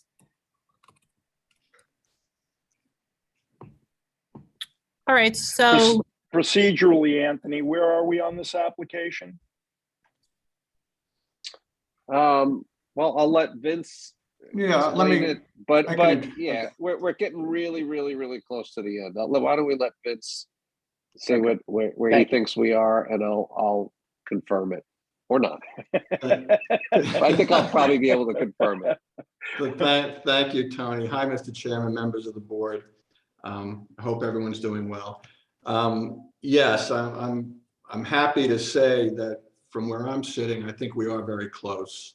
We have, I believe we have, I don't want to put words in anyone's mouth, but I've got emails saying that we've finished all the revisions on our subdivision plans, the roadway and the grading and drainage plans. We were almost finished with the bond estimate numbers, which I'll come back to in a minute, but I think we're so close on that that's not going to be an obstacle in any way. I have had some offline emails coming in the run-up to the meeting with Tony, and I think we're at a point where we can start calculating the park fee and discussing other standard and maybe not standard conditions of final approval. I also am pleased to inform you that the health department, I'm at the 1 yard line. I just got an email while I was waiting in the queue tonight. They have redeemed our Pine Barrens credits. So the only thing that's left to be done at the health department is to file our covenants and restrictions, which were also approved today. So being mindful of the requirement that we submit a approved Health Department approved final plat. I believe that's going to be done within the next week to 10 days. And I'm anticipating, and I think it's a very, very fair prediction, that you will have a stamped, signed and sealed map from the Health Department prior to the next meeting. I think all of these pieces have come together. Tony's been very helpful, and Megan and staff. There's one item that came up literally late today, and that was concerning responsibility for utilities. I will generally indicate to the board that we will do anything that's legal or reasonable to make sure the village is not in a position where the costs of utilities are not covered in the event of a default, which I have to say is minuscule. The chance of a default, Beechwood is probably one of the most responsible developers I've ever had the pleasure to represent, and I'm certainly not anticipating that. And there are probably several ways we can address that concern, and probably would be useful for Tony and I to have further discussions on that. So I'll leave it at that and ask Tony to offer his comments and views. Yeah, Ron, who was reviewing the performance bond estimate, just asked an innocent question about what about the utilities? And so I asked the question too, is how that gets folded into the performance bond. And part of it depends on like who's going to do the work. And so, for example, presumably conduits have to be laid at the same time that the road is being improved, because you don't lay down a road and then rip it up to put the conduits in. So unless you're the village. No, we did it the right way. Right. And so that part of it probably will have to be included in the bond estimate, which is really going to be just one or two more line items. The one question I asked Vince to look into a little bit is just about at the end of the process, like who's responsible for running the wires? You know, that's something that when we did the Main Street project, those are two different line items, putting the conduits in and running the wires through the conduits. And so that may have to be included in the performance bond estimate, but I think we can wait and see what the utility companies say about that, because maybe it doesn't. I don't mind working with Vince to try to figure that out before the next meeting if we can. So and if it does need to be included in the performance bond estimate, they'll include it. Yeah, and Ron will review it. Tony, it's just that the most of the utilities, like water, is going in the road, and I believe they will take care of everything to the individual property access, so it completes the subdivision. Now, I don't know that it, like I said in my email to you, I don't know that it has to be bonded, but I wouldn't want to see individual properties sold off until the utilities were in and we had a bond on the physical road improvements. But I kind of feel like if it's going to be part of the right of way, which is being proposed to be dedicated to the village, if it's Suffolk County Water Authority mains, which I agree, they basically run the mains and then tap each property, and then individual properties will then have the ability to connect to it. But if it's the main that's going to be located within the right of way, I think that's got to be included in the bond, because it would be something that in that unlikely scenario where the developer walked away from the project without completing it, the village could be responsible to call the bond and then finish the work. Suffolk County Water Authority, I don't think is going to pay for it unless there's some agreement is worked out to the contrary. So, and I don't know how it will work with the other utilities, like the electric conduits that are going to have to be put in underground, and the wiring. I don't know if they're bringing in gas, street gas, but all that stuff, as long as we can figure it out and make sure that the village wouldn't eventually be responsible for those costs without having a bond in place to cover them, that's all I care about. Yeah. There could be two bonds, it could be multiple bonds, because each utility will probably bond their own work. And we just don't want to be duplicating it. That's So correct. Sure. if the Sure. And developer that's what, posts an overall bond that covers everything, as the other bonds are posted, we could deduct from those. sure. That's why let's give Vince a little time to sort of figure that out and explain it. Basically, I think that's. I know they've been very responsive and they turn around those kinds of questions pretty quickly. So I'm sure they'll be able to figure it out, and they know what we're interested in avoiding, and I think that will that'll enable them to answer the question. I think there are, and Ron, to your point, you made a very good point, and that's been, I believe, I'm not the construction superintendent, but that has been our experience. I think at a minimum, I think we can craft a solution to this. I think certainly as a condition of approval, you would want sign-offs on the construction of the utilities, and then we could talk offline about the security or the surety aspects of that and how best to address that. I'm not sure that maybe it's not a bond completely, but there's some type of an agreement that we can put in place. It could be. We need to explore that. Yeah, and Vince, while we're talking about utilities, I do remember once upon a time, PSEG sort of raised this question, and there was a commitment to make sure that PSEG had signed off on the final utility plan. Can you confirm if that's happened or not? They made a comment during the course of the secret review that we would have to submit a plan to them to be approved by them. I don't think we've done that. Eric, have we submitted any plans yet to PSEG? We haven't submitted the final plan yet, no. Right, the utility plan. So it would be, Tony, it is premature at this point in time to do that, but we can address that in the final approval, since obviously you're going to be looking for some assurances that it's been done. Yeah, I guess we could do it in the final approval, but as long as we account for it with the bond procedure, which is something we're going to be setting at this time. So just give it some thought. I will, and I promise you that we'll craft something that's mutually agreeable. And because I'm in the habit of making a pest of myself to you, Tony, I'm still going to persist with trying to put something together for the February 10th meeting, assuming that my prediction about the health department approval comes true. So we could cover this particular item at the next hearing, along with any other conditions or foreseeable conditions of approval that you want to specify for this application. Okay. All right, then, Vince, we're going to hold you over until the 10th. Yes, ma'am. Ralph, I'm sorry, Miss Conway is in the audience and would That's like right. to I forgot. speak. I'm sorry, Yep. Miss Conway. So when she's back in. All right.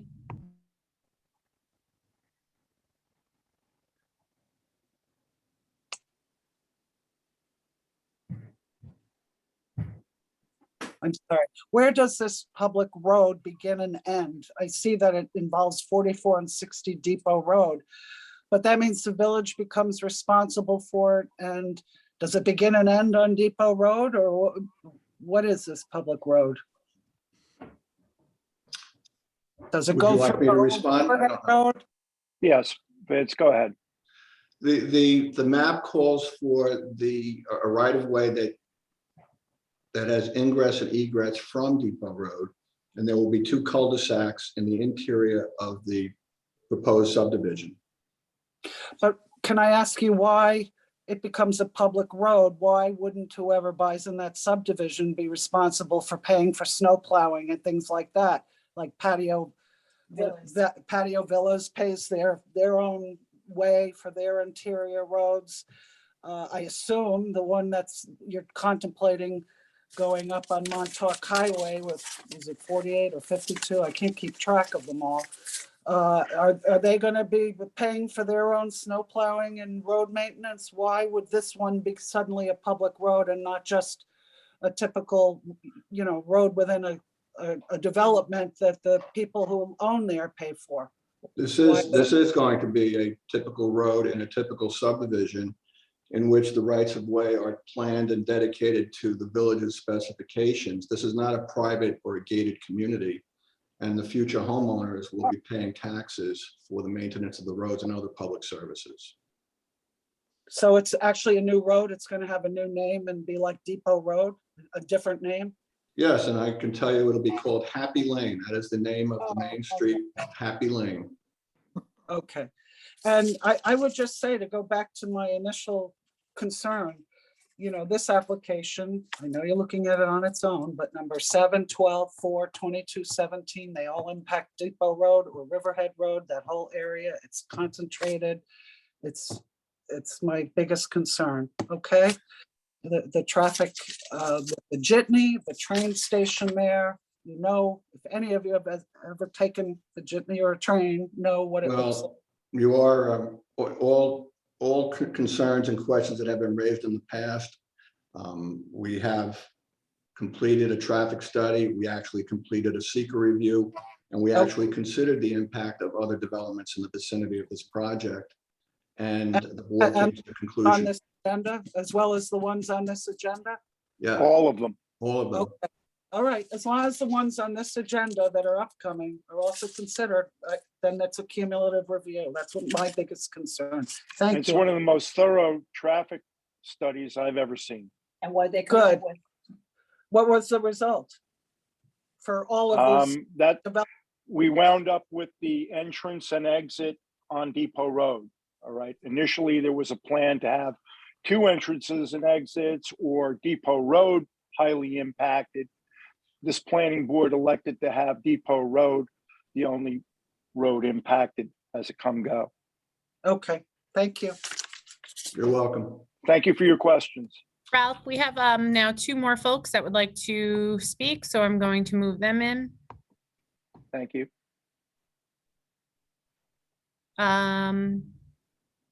Okay, so we will let Ann Smalley, you can go first, and then Mr. Germander, you can speak after she's finished. I just ask that if you're not speaking and you're not a member of the board, you just keep yourself on mute, or Vince, you're good, and Eric, you're all right. Mr. Germander, keep yourself on mute until it's your turn. Yes, I live in Patio Villas condominium complex, which is fronting on Depot Road. I have a couple of questions about the traffic study that was done. I would like to know the period of time that it was done within, what months they used to do it. The traffic study, Eric, correct me if I'm wrong, but I believe it was conducted in the late spring, early summer. Yeah, we actually did it right around Memorial Day weekend. Correct. Just to artificially heighten how much traffic was being counted, to ensure that we were giving a true representation of the traffic flows. So early summer. It was done during the pandemic, though, where Long Island Railroad ridership was very much reduced because many people did not feel comfortable getting on train.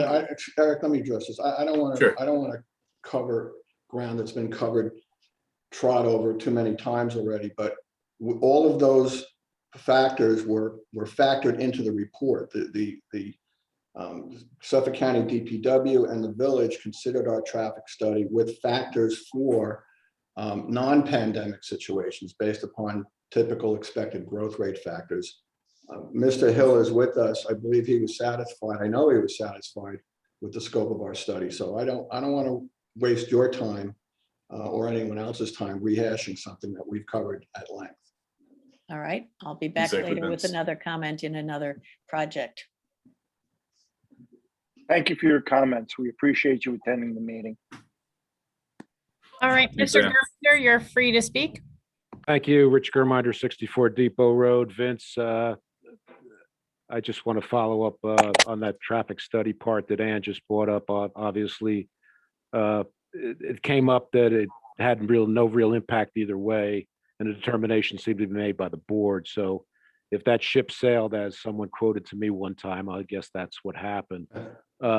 So then I'll also bring up, Vince, if you can, if you ever get this project through and an approval and there is an approval, as opposed to just keep putting it off next month, when do you think construction's actually going to start? When you're going to bring something in and make dirt?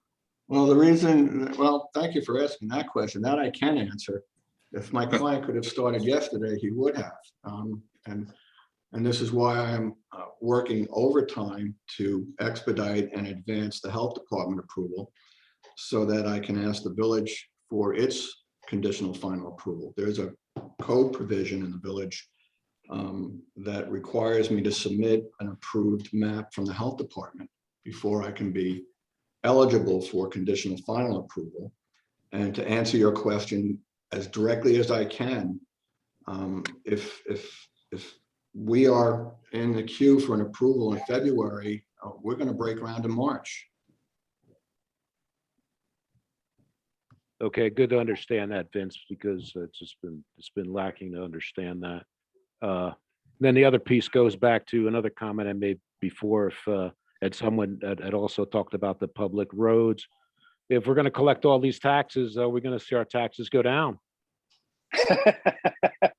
That's not a joke. That's not a joke, Mr. Neubauer. Contrary to your jokes through the meeting. Well, I don't expect my taxes to go down, that's for certain. So obviously the revenue generated is going to provide additional services, which means we're going to bring new employees on. I wouldn't go so far as to say that. I'm just trying to understand it. If we got 144 units that are proposed are going to be coming on, then there's going to be a bit of a change. So maybe I'm directing to the wrong body. I think may have to talk to the trustees. Thanks, Vince. Thanks for everything, man. I appreciate it. Talk to you soon. All right. Thank you for your comments. Ralph, there's now another attendee, Jessica Mcguire, who'd like to speak, so I'll promote her. Thank you.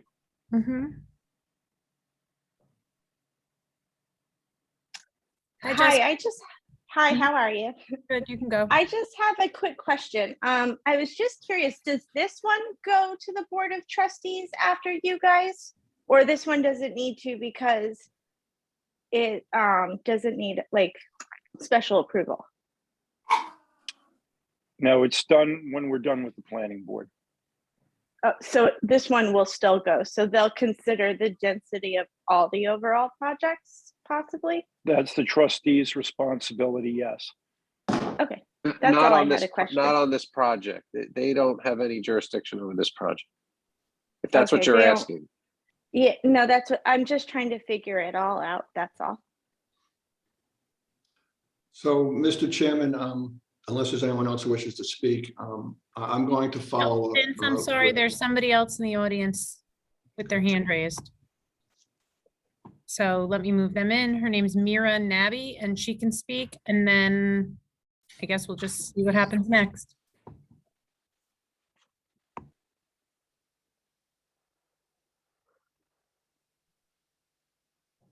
Okay, ma'am, you can speak. Right. I'm just wondering, when you said that you hope to, this is, I guess, directed to Vince, you hope to break ground in March, you know, all things being considered, when there are 22 homes that are going to be going up for sale, when might you actually project that you might be showing these homes and, you know, so on and so forth? The way it works, Mira, is we would have to start the site work. Okay, we would have to advance the site work in terms of installing a sufficient amount of roadway to allow access to the property, and then we would build a model. There would be a model home there that would be permitted by the village, and then we would conduct the developer would conduct sales from the model or a sales office in a trailer on the property. And that process would all start probably in you know, if the driveway was constructed in March, this could start happening in April. We can't actually sell lots until the map is filed, and that's what we have to do after the board issues its conditional final approval. So you would start selling the lots possibly when? In the summertime sometime? Oh, no, I don't think it'll take that long. My plan is to satisfy the village's conditions of final approval very quickly. And then once I've satisfied those conditions, then I would ask the planning board chairman to sign the map. This is the standard real property law procedure that the village adheres to. And then once the planning board chairman is satisfied that we have met all of the conditions of approval, he would then sign the map. I don't want to be presumptuous, but he would then sign the map. We would then file the map in the clerk's office in Riverhead, and then we would be free to sell lots legally. Okay, thank you. Appreciate the answer. Well, Thank you for your tested me a little questions. bit. I Thanks, haven't Mira. given any lectures on subdivision law in a while, but thank you. You did great, Vince. So there's nobody else in the audience and that's it. I need a motion to hold over the application until February 10th. I make a motion. Second. All in favor? Aye. Aye. Thank you. Thank you very much. Thank you. Thanks, guys. All right, so the next application is number 13, PJJG Holding 214 and 238 Montauk Highway, which is Baby Moon. They requested to hold their application over to February 10th. I need a motion to hold over the application at their request until February 10th. I make a motion. Second. Thank you, Larry. Next All in application, favor? Aye. Aye. the next application is PAB Realty Holdings, number 314 Dune Road. This is a fill application and we have a decision for it. So I'll need a motion to adopt the determination. I need a motion to adopt the decision as written. I make a motion. Need a second? Thank you, Second. Larry. All in favor? Aye. All right. Thank you. The next application is number 15, which is 71 Sunset Avenue Realty, Inc., number 71 Sunset Avenue, Justin's Chop Shop. I will let, it looks like Jody Giglio's here, Justin and his architect, and Marcus, the property owner. So I'll let them in, and once everybody's in, you guys can get started. Marco, did you look at that revised drawing? I did not see the revised drawing, and I have all the drawings that were in I the file. emailed- from it. It's on your computer sheet. It was sent in. Yeah, I emailed them to you Oh, today. you did? Yeah. I can bring that up right now. So everybody's here. Justin, Jody, and Val are here, and let me just find Marcus unless he dropped off. Michael, did you get a chance to look at those drawings? No, I have not. I Megan, have the email here. I'm looking now. Larry, you? Looking at some elevations, I don't see if I see the floor plan. You still at work, Justin? It was just a single site plan. It was kind of, It was just a single page, and it's the elevations from the back. From the back. Yeah. Mhm. So it would appear from what I looked at that the container itself was reduced in size, so it didn't hang out the back. And that the color was changed to match the columns. That's correct. Yeah, Megan, the drawing you sent, it's just a plan view. It's not an elevation view. No, Rocco, I sent you guys a lighting plan today well, that one I didn't see. and rendering. I sent Oh, yeah. them.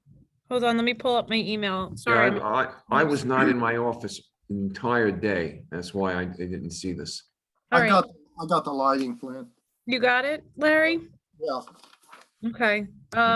When did you send the elevations? Today I'm upstairs in the meeting room. I don't know for sure, but let me look at my email. Yeah, I'm looking through. I can tell you in a minute. Thank Yeah, you. I think I may have it now. It said 11:59 on there. Yeah, lunchtime. I mean, I'm sure we're all aware that receiving material on the day of the meeting doesn't necessarily work for us. Well, But that's the in problem. the interest of trying to assist this I applicant. sent it at 1 o'clock today. It's a lighting plan, a landscaping plan, and 4 sheets of the renderings of the back of the building. All right, I'll tell you the comment that I have.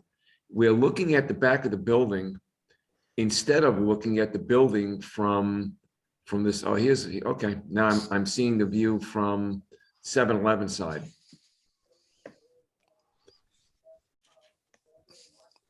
We also gave a Photoshop view which shows the surrounding properties in one image.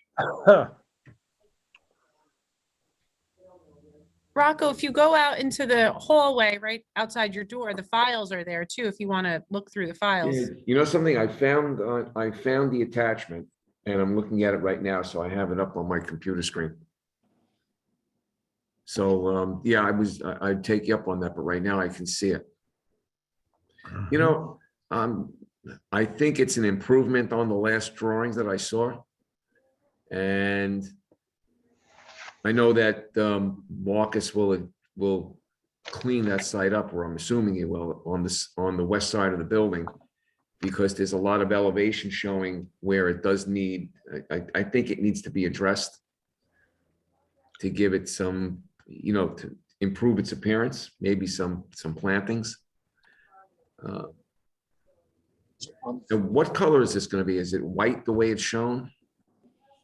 Correct. It's white to match the columns and fascia trim on the building. Well, I like the fact that you brought it in to follow the line of the building where it's not projecting out past it.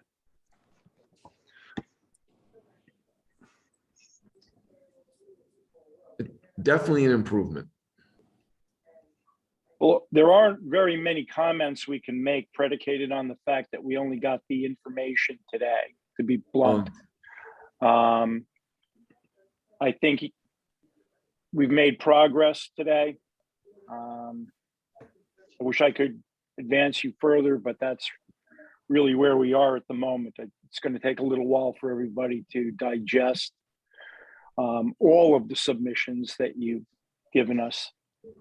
And I would expect there'll be some questions at the February 10th meeting, and hopefully we can advance from then. Anybody have any comments? I just comment that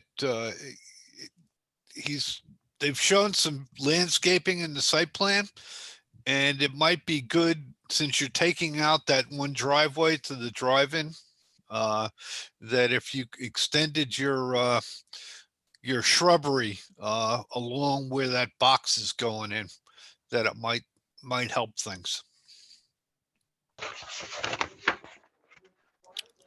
I agree. Is there going to where be you've got the utilities being protected, you should maybe bring that landscaping around to help break up that white columned wall.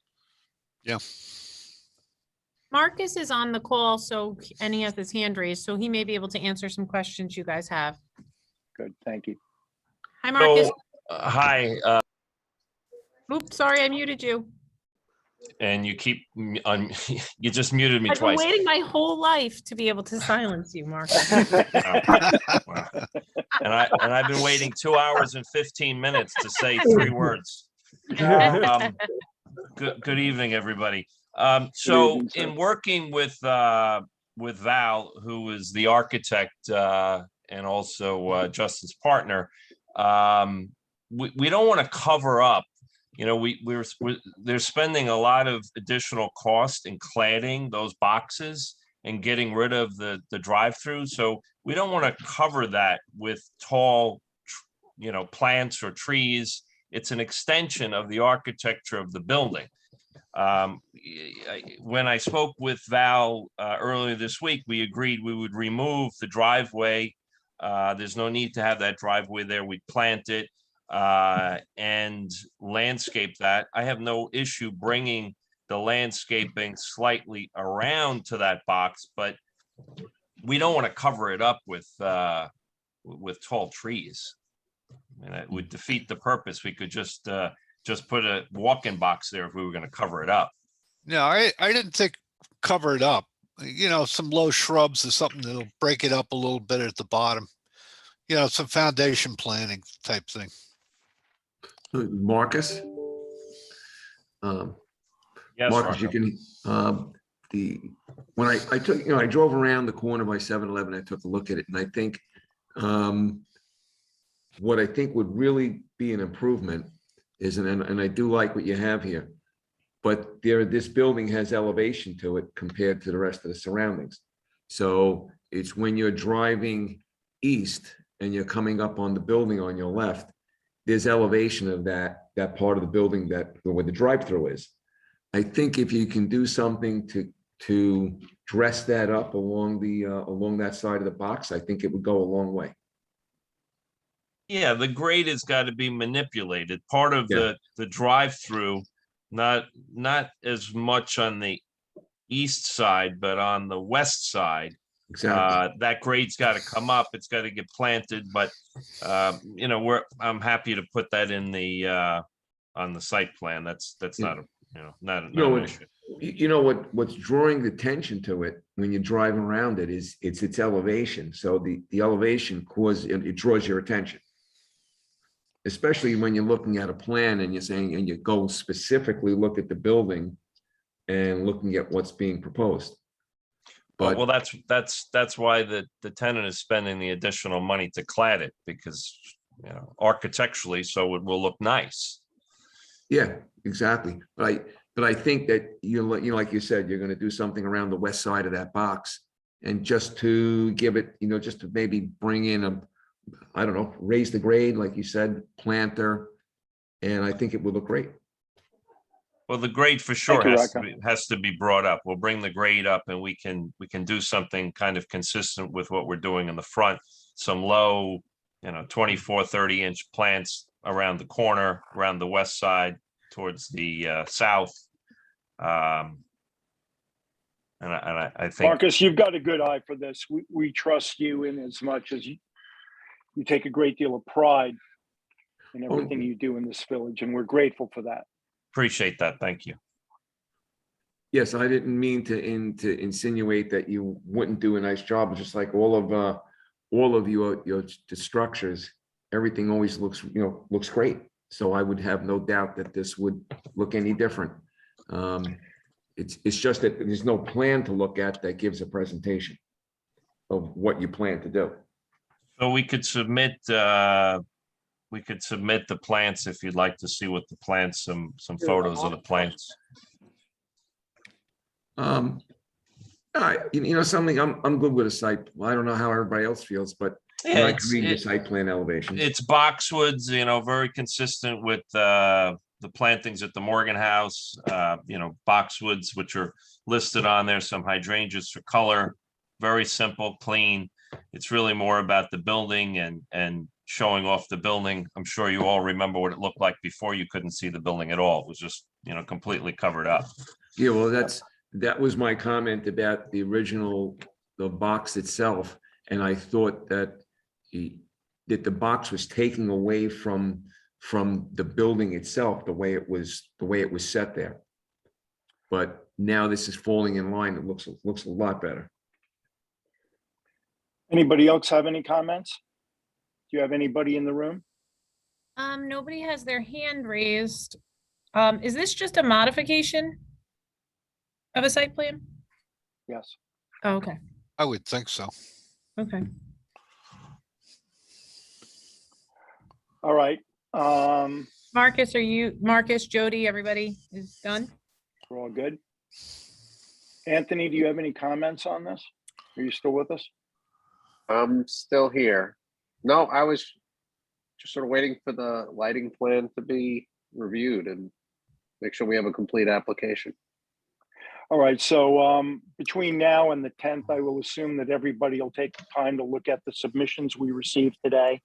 And if there are any final comments, we should be able to bring them to a head on February 10th. Ron, did you receive my email today with the lighting plan? It had the cutoff sheets and all the lights and everything. I just want to make sure you received it. I didn't see it. So Okay, if you could just resend it, I'll look at it tomorrow or Monday. okay. I'll resend it now. Marcus has his hand raised again. Megan, I apologize. I guess that this stuff came in late. We were hoping to get it sooner, but you know, there was a lot of back and forth, and I would just ask the board, you know, this has been going on for quite a while, not just with the planning board, but just in the planning stages, and Justin's trying to get open. If we could get a decision pending Ron's review of the lighting and the landscaping. So Well, you're not going to get a decision tonight. Well, you could render a decision at the next meeting, right? Absolutely. Oh, yeah, I mean, definitely. it's possible. Is that correct? Yeah, I mean, if Anthony? I'm okay with it, if Anthony's okay with it, it's just a modification, so it's not. Like, I'm fine with it. One question is, does this trigger any health department need, or is that not part of this? Maybe that's a question for Brad. Jody's also here too. I think she's handling that. I was under the impression it was dry retail at this stage, but. Yes, it is. And it's currently a permit under Ag and Markets that's being transferred over. If they should be doing any cooking on the premises, then they would have to install a grease trap, and that application would be filed with the health department. But right now, no more than 50% of the sales is going to be prepared foods.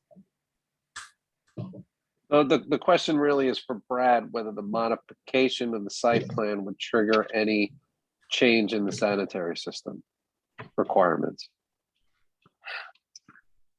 Not at this point, as long as he's not engaging in the cooking until he gets that approval. So there's amount of packaged goods is more than 50% with the Ag and Markets, as Jody mentioned. So the bank to this sort of retail is actually lower in sanitary density. But yeah, if he wants to engage in any cooking, then the grease trap would be involved, and they'd have to amend that plan and also file it with this board, because they typically approve those structures. Okay. And then is there any ARB review that has to happen? So I don't think we are inclined to involve the ARB in the modification. I mean, we've discussed the lighting. The lighting will conform, and there's really no color changes or any significant impact on the existing building. So I personally don't feel that a referral to the ARB would be necessary. Anthony, do you have any comments on that? No, that's why I was asking, just to make sure the application's complete. If Marcus is asking whether we'll be ready for a decision at the next meeting, those are some of the big questions, just to run through the checklist. Does anybody else have any comments? And we have nobody in the room, Megan? There's nobody in the audience. Marcus has his hand raised again, though, so. Okay. So I just want to ask, is there anything else that you need from us in order to close this, assuming you have no issues? And I understand you want to take a look at the landscaping a little closer and the stuff that you received today, but is there anything else that you could foresee or you want us to do in order to get a decision sooner rather than later? Well, I think getting those plantings on your landscape plan is the last ingredient that this board seems to have identified. So we'll have And I don't those see for any you reason by tomorrow. why there wouldn't be an opportunity for decision at the February 10th meeting. Great. Appreciate that. We'll get you the updated landscape plan by tomorrow. And Ron, if you just want to check your email, and if you did not, for some reason, get the lighting plan, or it's not, whatever, just give me a call tomorrow and I'll resend it. Because it came to me as a Dropbox and I downloaded it and printed it for everybody. So if you do need it, just let me know. And that's that. Okay. I need a motion to hold over the application until February 10th in anticipation of a decision. I'll make a motion. Second, Second. all in favor? Aye. Thank you. Thank you. Thank you. Thank you. We're Good excited night. for you guys. Thank you very much. Thanks. Thank you. So the next application is Village Marine of West Hampton Limited, number 33 Library Avenue Extension. It looks like a Gina Rigdon is here for that, so I'll move her into the room and she can then tell us who's with her, if anybody, and we can go from there.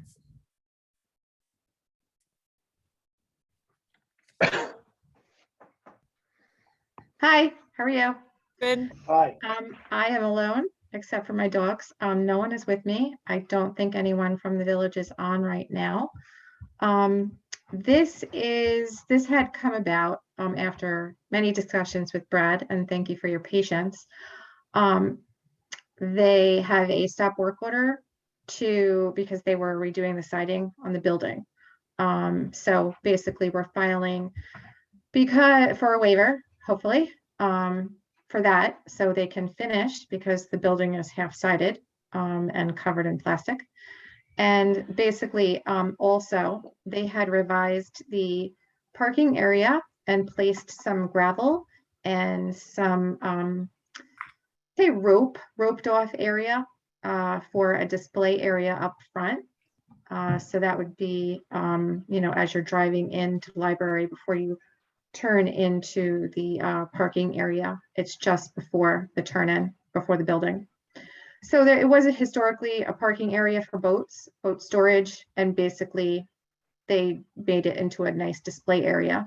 They're basically trying to clean up the marina, and because it's been kind of neglected through the years. And there was also a 6-foot fence placed on the northern section of the parking area that had some new gravel placed, blended stone, I would say, and that before the board as well. There is also plans in the works that Mr. Hammond's aware of, and they have been in the works since the 90s. And I took it over and started working with Vic Levy back in circa 2011, and it's finally coming to fruition. And I do have some questions on that because it's kind of a gray area. So if we could open up the discussion on the building, the parking area, and the fence. So I'm hoping they'll be able to at least get going, get a waiver for those activities, and then I'll discuss future activities with the board.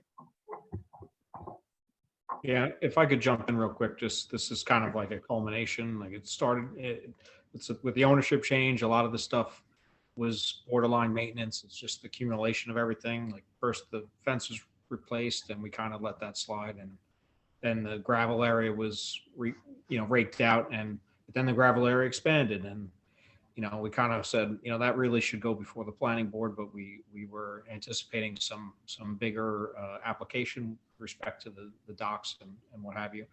And then the siding, it's like, look, I know a lot of places just to replace siding, you might not need a permit, but on commercial sites, usually if you're touching the facade, you need some form of planning board approval. So I wanted to get them in for a modification on the site, which this board probably hasn't looked at in many, many years. Because but we make people get building permits all the time for re-siding, and they go to the ARB and what have you. So in this context, I wanted to get it all in on this one application. Have you looked at all of the plans and all of the, I don't know if I'm missing things, or, I don't see a great deal of information here. The explanation that we just received was substantial, but what I've got in front of me doesn't reflect that. It's basically a survey showing existing conditions right now, because since the 90s, the village doesn't have anything on record the way the marina sort of looks right now. A lot of it was pre-existing, sort of non-conforming. Some stuff was done by previous owners in the past. And like Brad said, you know, they made some small minor modifications here and there, but the village doesn't really have any records after the 90s. So what we're aiming to do is, you know, brief the board, update the board, say, okay, this is what it looks like right now. And these are the things that they got bagged for. And this is why we're before the board right now, because it's the stuff that you're looking at right now is minor compared to whatever work was historically done in the past. They put some gravel in a parking area and they're trying to clean it up, and they replaced the fence. That's pretty much it. It's really the siding on the building is what the violation's for. They didn't know they needed a permit. No one called me to ask me. And I said, no, certainly you need a permit. And I didn't know by that time the violation was already written, and then I was forwarded it. So there is a bigger picture in the future. The board will get an opportunity possibly to look at the site as a whole coming up. And in the future, like I said, I'm kind of in a hurry right now because the siding is half on and half off, and they can't live like that. But in the future, we have a dredging project happening. So basically that parking area will get completely demolished because that is our dewatering area for dredging. So this is some of the questions I have coming up in the future that I need some consultation because it's kind of a gray area. Yes, we're modifying the site, but all the site is basically marina work. It's replacing docks. It's placing a low sill bulkhead on the most north and most south side that doesn't have a bulkhead right now. It's a low sill bulkhead. And that is currently before various agencies for approval. I am 3/4 of the way through. Yeah, they've been working on this since the 90s when I took it over. It's finally making some progress. So that's basically marina work regulated, as you know, by DEC, Corps of Engineers, Department of State, and Southampton Town Trustees. They have 3 out of 4 of the permits at this point. So Ron and Brad and everyone, I need your input on the fact that the marina work will be fully permitted. Both basins need to be dredged desperately. What happens is the spoil basically comes out, it gets put in this gravel parking area that will be modified. So all of that gravel, that's leaving, that's all going. We dewater it. And then at that point, when it's dewatered, it gets put into tractor trailers and then trucked to an upland disposal, regulated to take this material. So we're not placing any additional fill. We are modifying the site slightly, but it's marina work. And we're not placing any fill. We're not regrading. We're not placing drainage. We're not really doing anything on the site upland per se, except for marina work. So I do need your consultation. And I did discuss this with Brad out of, respect when he basically came on, Village of West Hampton Beach a number of years ago. So I have no problem coming back before the board. I have no problem and would welcome the comments from Brad and Ron, et cetera, and addressing any issues that they feel have been neglected on site or anything they'd want to see. Okay, I'm obligated to do that. thank you. Does anybody have any comments on this, Brad? I mean, you want to enlighten us what the expectation here is?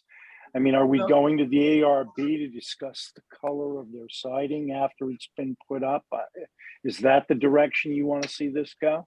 Well, we have to kick it to the ARB because it's a more than 20% change. So even if this board neglects to, I still have to before I can issue the permit. It's just normal cause and with all buildings in the village. Of course, if you want to do a referral through this board, then you'd have more say, or you can amend it if you want to get involved. I mean, I think if you remember what the building looked like before they engaged in doing the side. It definitely needed some siding work. So I don't think what's being proposed, it's not a judgment. It's just, it seems to, with the new ownership, we just want to get in the process. There's a bit of an issue with direct bulk work where it goes to the Southampton trustees, as you all know, and that because we don't have the land as soon as it goes to the water, it's a little odd. I have no issue with the dredging work and the dewatering situation, and I'm pretty sure if they get all the permits necessary, we'll file something with the building department just to keep track of it. But obviously, if that application changes the land or the usage on the lot, I won't know until I see a full plan. It might have to come back before this board, but as of right now, I don't know.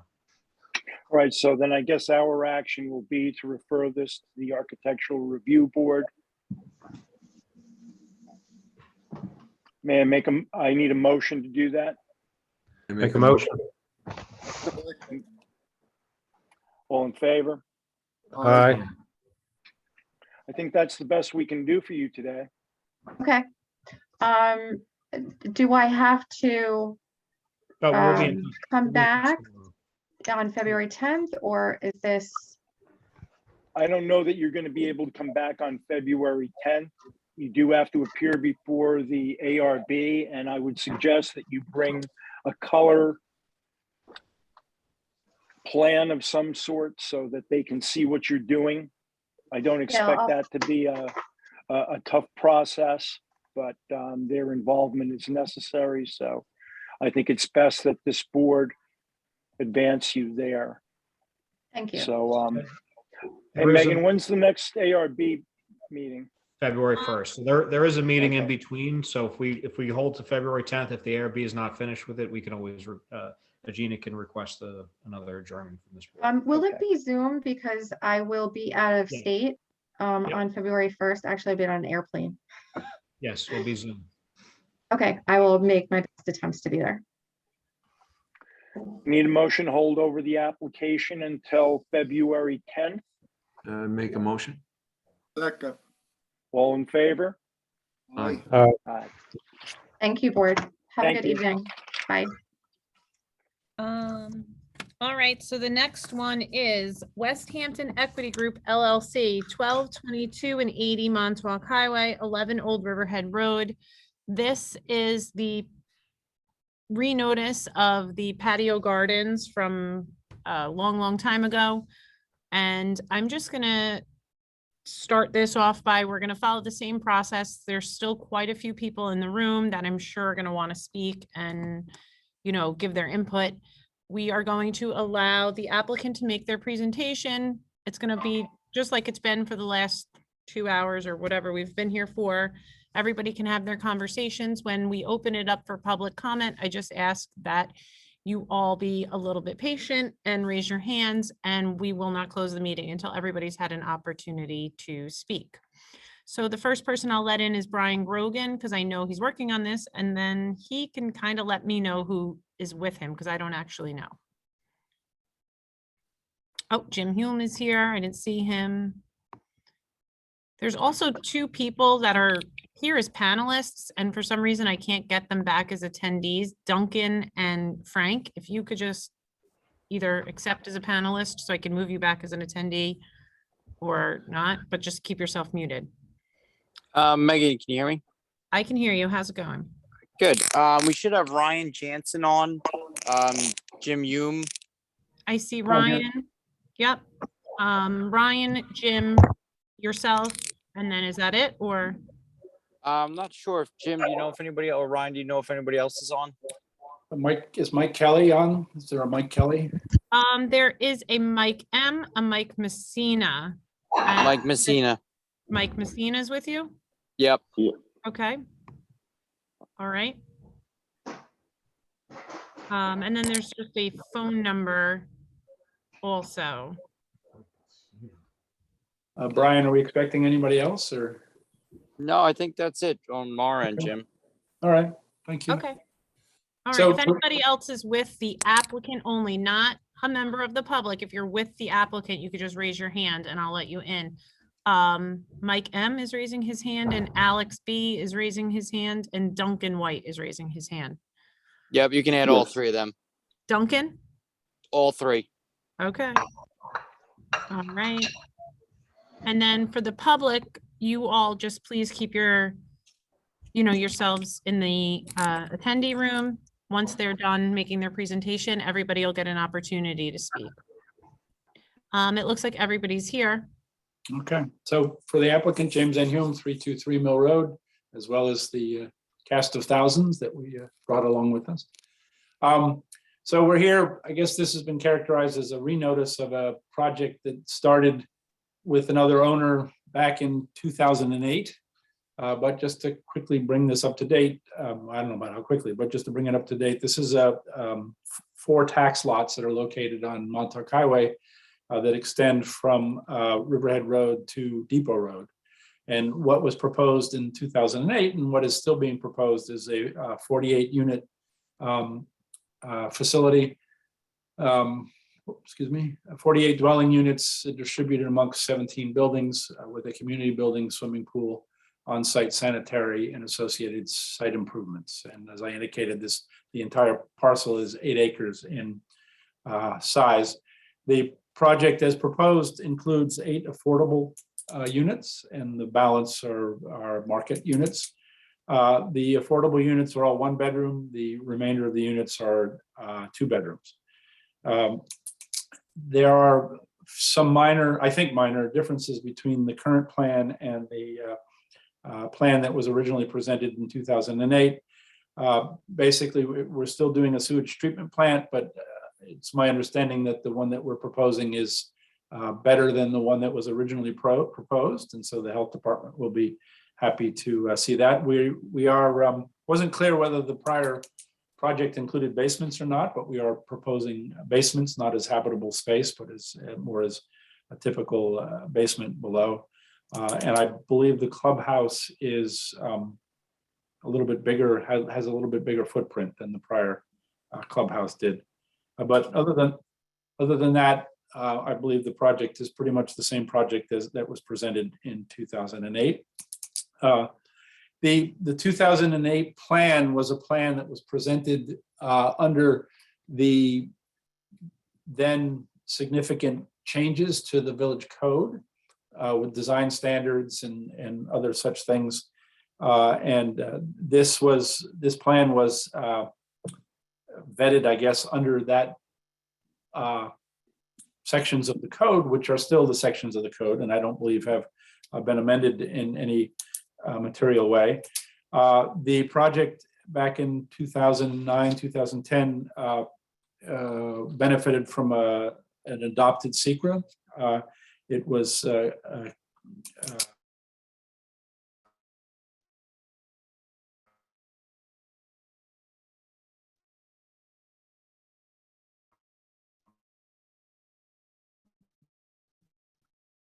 adopted as access to the property. And in the face of that, the access to the property was changed, and I'll share my screen in a few minutes to compare and contrast. And the matter went forward, and until such time as the only thing that the boards were waiting for, I believe, was the health department approval, which approval was not forthcoming. So the project stalled at that point. My clients acquired the property in June of last year, and in December of this year, we presented, the updated application as indicated in the plans that we provided. Just real quickly, this is the plan as currently proposed. You can see the layout. You can see that there's an in and out access from Depot Road, in and out access with some limited turning from Montauk Highway, and right turn in only access from Riverhead Road. If you compare that with the site plan that was presented back in 2008, 2010, you'll see that they are in fact in all material ways the same. And I believe it was this additional access here that was provided as part of the modified plan that met the condition of the secret determination that was issued back in the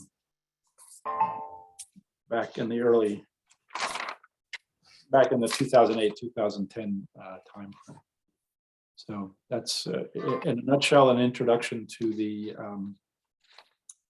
project as a whole, and we're looking for questions and which we can answer, and then talking about a path forward. Anthony, can you give us some clarification on the secret process? Not really. I mean, what has to be determined now is whether there are changed circumstances that need to be taken into account that could alter the original secret determination. Enough time's gone by that it has to be looked at, and particularly with all the other projects that are going on. It certainly makes sense to reevaluate some parts of it. It may be the same decision. Who knows? That's something that Kyle's really going to have to dig deep into and determine whether anything's changed since the original determination. But, it has to be looked at. All the changes have to be looked at. All right, so it sounds like we need Kyle to weigh in on that particular issue. So we'll certainly look forward to that. I would just, I'll leave that as it is for the moment.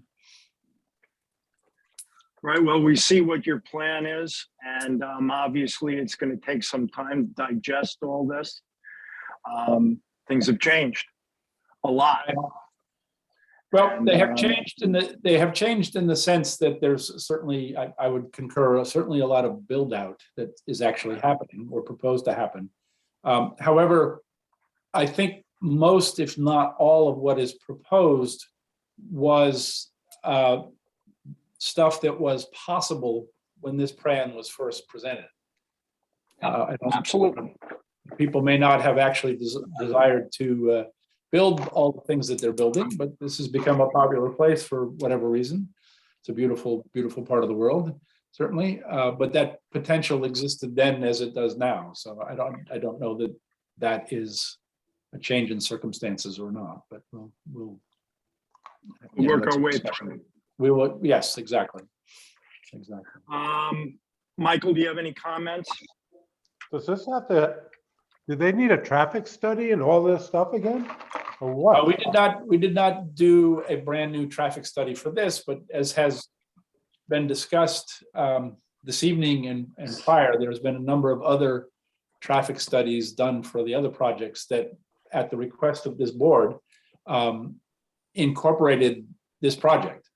Now, at the time, we hadn't filed, so the project that they modeled it against was what was filed in 2008, but I would suggest that what we're filing for now is enough substantially similar to that project so that those studies are still applicable to this project. But again, that's other guys' studies are applicable to this project. Yeah, the other study that you did. Right, correct. Well, they are and they aren't, because the focus of each one of those studies was the project they were looking at. Mm-hmm.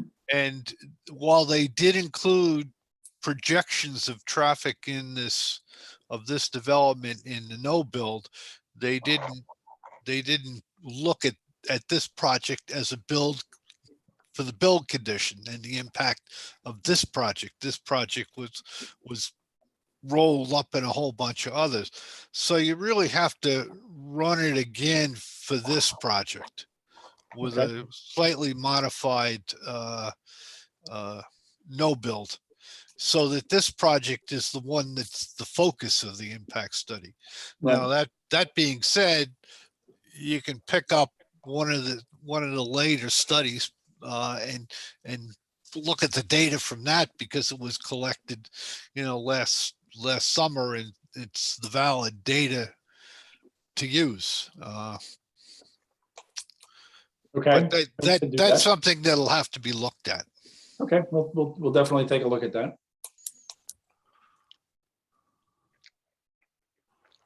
Michael, do you have any comment? Is the gas station still in play or what? The gas station is not on this property, so we don't. Yeah, if you look I in, know if you the look in- owners said they were in negotiations to maybe buy it. that I don't know. That I don't know. Well, I'll find out. I'll let you know. Yeah, let us know. We're not currently in dialogue with the gas station owner. You're not, okay, yeah. Yeah, so the gas station sits down here. Right. And it's not part of our property. We do touch Riverhead Road up here, but not down below. Yeah, okay. That's all I got. Larry, Nope, I don't have anything. Rocco? And it may be premature, but I'm looking at the traffic flow, and I assume that's going to be the next couple of comments from the public. But what I'm looking at, and this may be a slight improvement to help alleviate Depot Road. On Old Riverhead Road on the east side, you have entrance in. I think it may help to have an entrance out going, so you have a coming south, you can get in. I think people from the development, it may be a benefit to exit south onto Old Riverhead Road also, not to go out to Depot Road to maybe end up going down Oak Street into town. I think we've got a number of concerns about the previous plan of that roadway. I mean, you can see the shortcut potentials from people on Riverhead Road. I think this whole project's got to be looked at through 2022 glasses, not 2008 glasses. Well, you're 100%. But I don't think anybody would want to come, to use this as a cut through to go to Depot Road. I think they'd shoot themselves. Well, not only Depot Road, but even Montauk Highway, avoiding the light going around the gas station. I mean, I don't know that those considerations were part of the process last time, but I can assure you they will be this time. I think the added road was to relieve traffic going. I wasn't able to find what the original plan looked like, but it didn't have these three entrances. One of them, I think the one on Old Riverhead Road was the one that was added to kind of relieve people coming around and then coming up Depot Road. But, subject to what Ron Hill might think about that thought, we can certainly take a look at that as well. There's a massive amount of density. Well, it's the density that is allowed by the code. Is this subject to a special exception, or this? Yes, yes, it is. Yeah. So Okay. the ultimate decision on the density lies with the trustees. But I think it lies with the trustees in the context of the design standards that were adopted. I don't want to quote anybody out of school, but somebody did comment that this was kind of the model for the design that the village wanted and wants for these type of developments. Ron, would they be forced to put a sidewalk along Montauk Highway there? Yeah. It would be, right? Yeah. Absolutely. It's a commercial, it's basically falls into the commercial application. So yes, they would. And also wherever they front on Riverhead Road or Depot Road. Right. Depot's almost, no, they have a sidewalk down most of it. Yeah. right now. But, yeah, okay. Well, we've got a lot of ground to cover on this application. We do. Do any of your experts have any comments they'd like to add? Brian, I don't know if you want to comment on any of the aspects of the project. At this point, I'd just like to point out, I think there is already sidewalk shown on Montauk Highway and making the corner onto Depot as part of the current proposed site plan. Again, as Jim started off, I think that the preliminary conversations we've had with Kyle were that, the changes were, I'll say, minimal between the previous approved plan and what's there now. Particularly with respect to like the treatment plant and some of the other items. But we added like utility closets for fire suppression on the buildings that were not there in the past. So again, it's nothing that's I'll say a very large or a significant change with respect to you reutilizing the existing secret determination for the project. I mean, it is something that Kyle needs to review and comment on. But that's that was the kind of the intent in keeping the site plan consistent with what it was. I think the health department approval was relatively far along. It was basically kind of at the goal line. It actually had a recorded sewer agency agreement. That agreement has since expired, but in order for us to renew that agreement, we actually needed a letter from Kyle or from the village stating that with respect to the treatment plant, there was no significant impact related to SECRA from changing from one technology to another.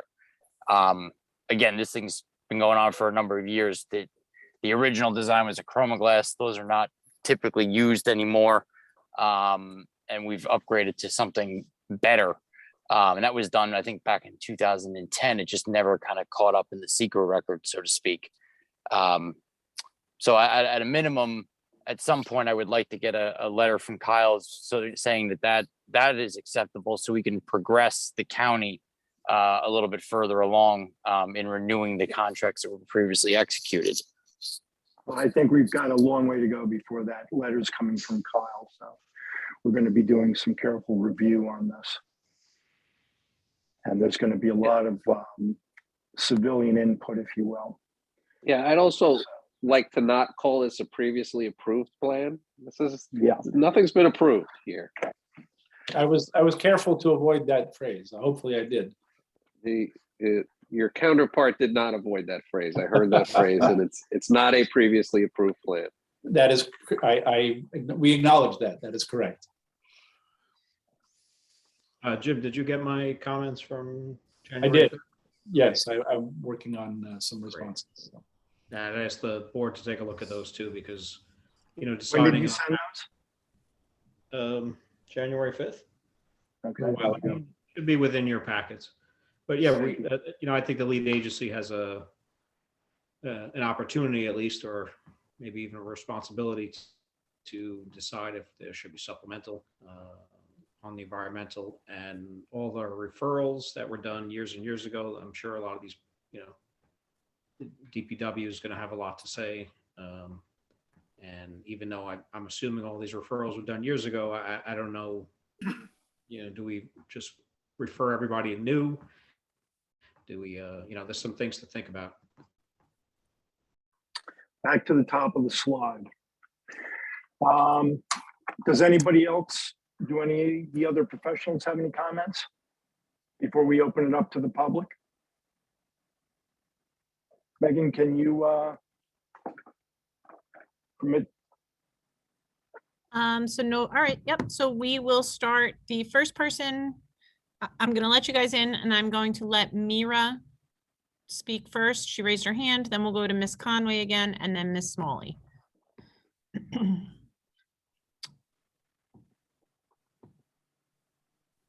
And, maybe what I can do is, so Mira had her hand raised. What I'll do now is or looks like they're lowering their hands themselves. I was gonna say you could keep your hand up and then I could lower it just to keep kind of a head count, but we'll just go Mira, Miss Conway, and then Miss Smalley and go from there.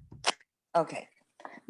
So I spoke before because I had concerns about the Beechwood project, Country Point.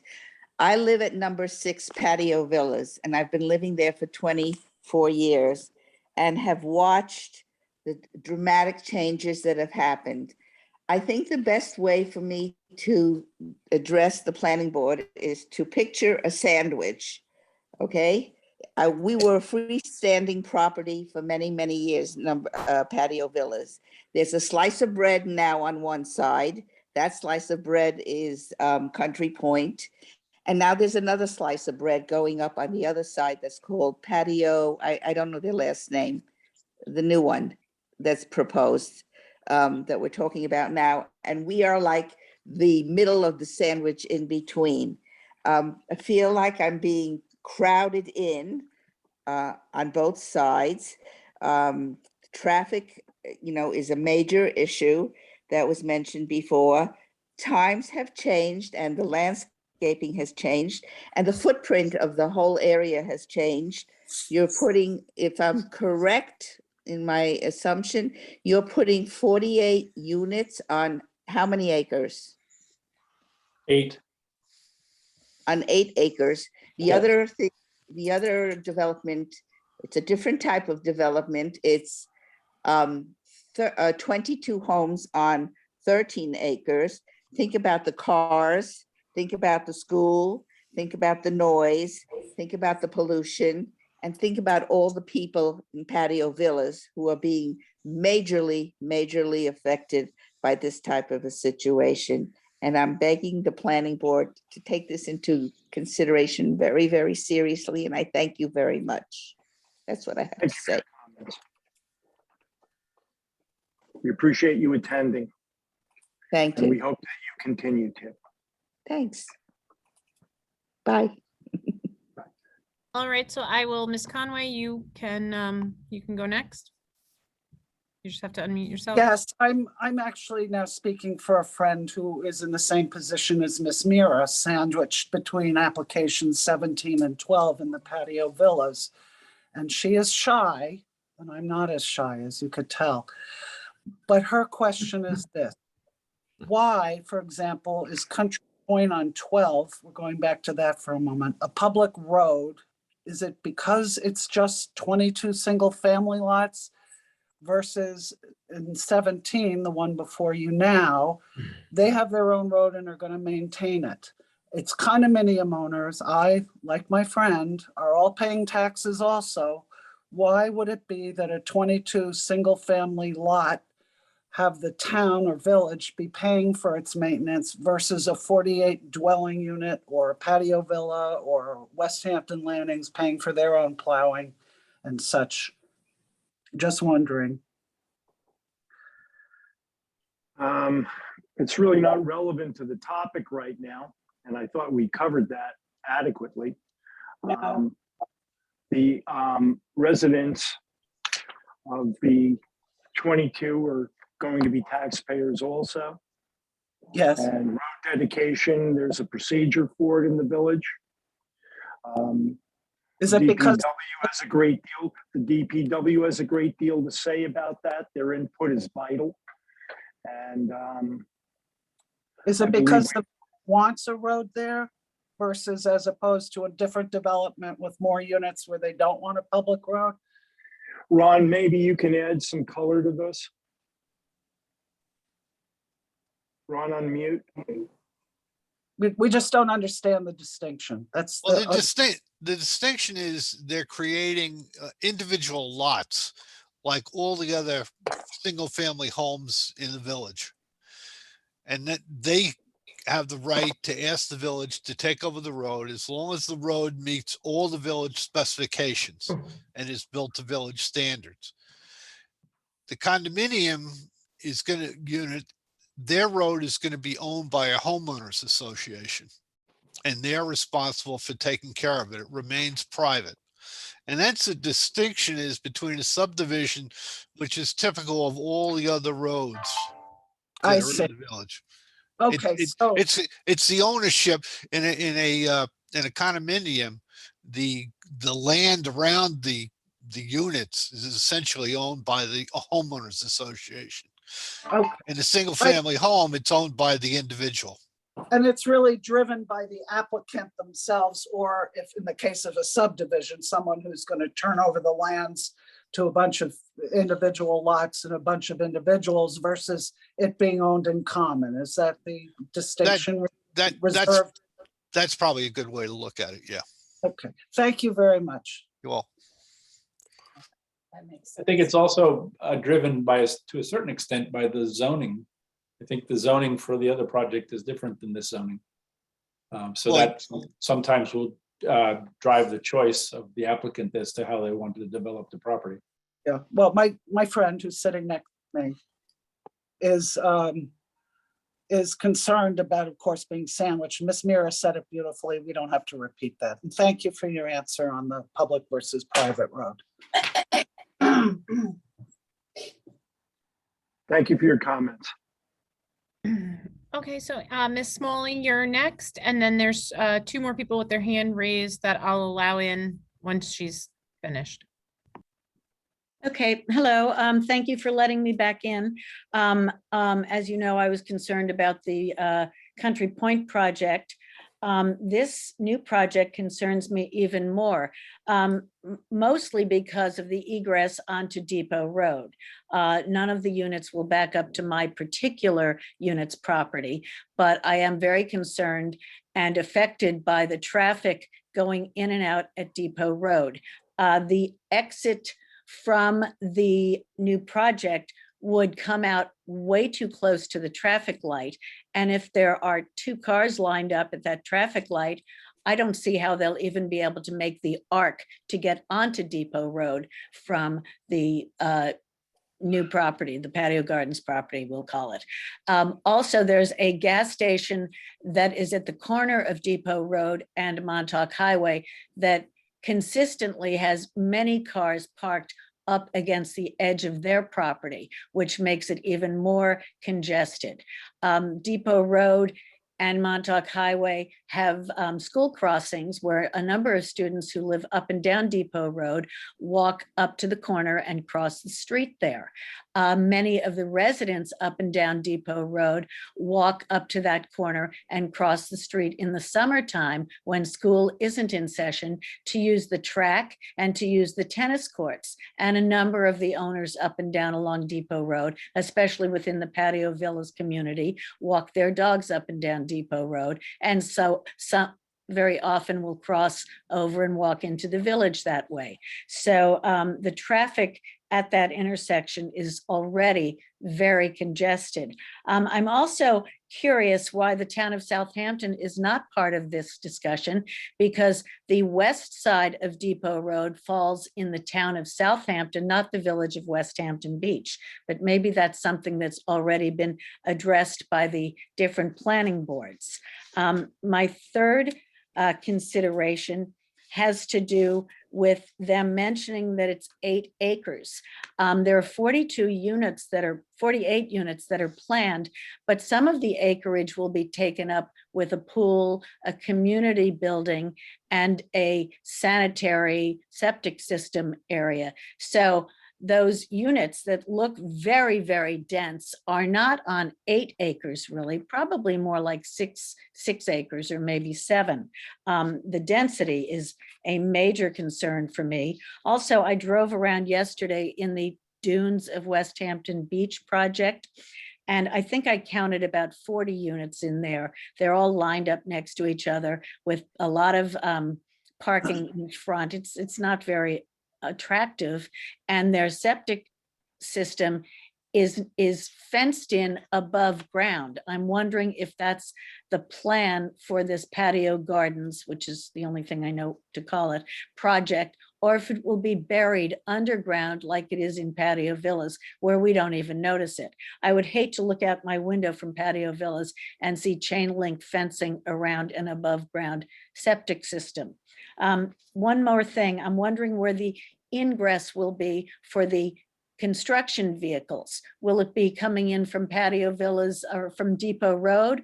Or will the ingress for construction vehicles into the new project come in and out from Old Riverhead Road? I think that's about the end of my questions now, and I'm hoping that there is a lot of discussion and looking into this, especially how the density will affect the schools. With 48 new units, will there be an occupancy projection and a study done? Because from the way I'm adding things up, even though I know there's other projects aren't part of this project, I've added up something like possibly 242 more units being built between Quiog and Depot Road, between Montauk Highway and the train tracks. And I don't know how the school is going to meet the needs of any children in those communities. You can mute me now. Okay, and just to, yeah, okay, so we have two more people, and if you guys wanted to answer her questions, we could do that, or we could just let the public in. It's your preference. You can keep going. It's fine. Okay, so we will let Linda Grad in. She can speak first, and Miss the last name is O'Connor. I'm not gonna even attempt to butcher the first name.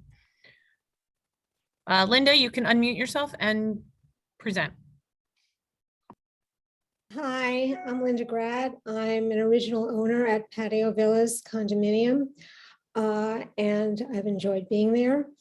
I also am very concerned about the safety of the children, the crossings there, Depot Road traffic, even though I know you all did a study on the traffic.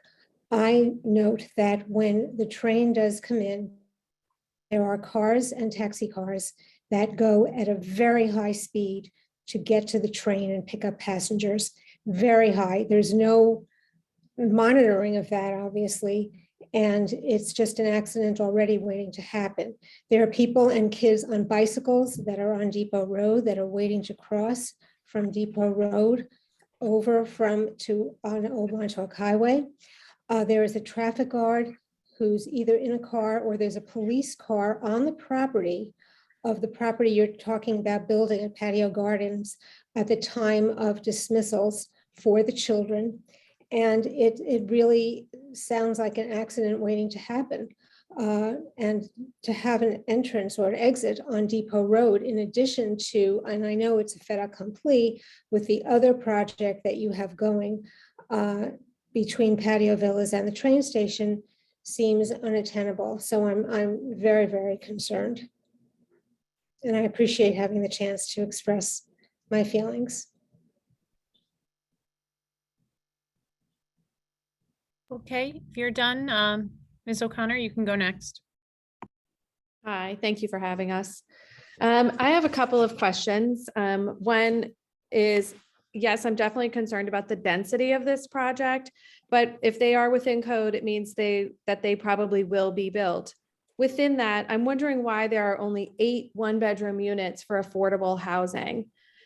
To be totally transparent, I am a second homeowner there, but this is I love West Hampton Beach and been coming there for so long, and I really appreciate the hometown vibe of West Hampton Beach and the fact that it was so quiet. But I've seen my friends who are locals be priced out by people like myself coming in and pushing the prices higher and higher. So I would just like to see more fairness in the community and have more legitimate fair housing options. One-bedroom units don't provide for a family, and there are loads of people there that live year-round with children. It would seem to be more fair and appropriate to offer some 2-bedrooms at an affordable price.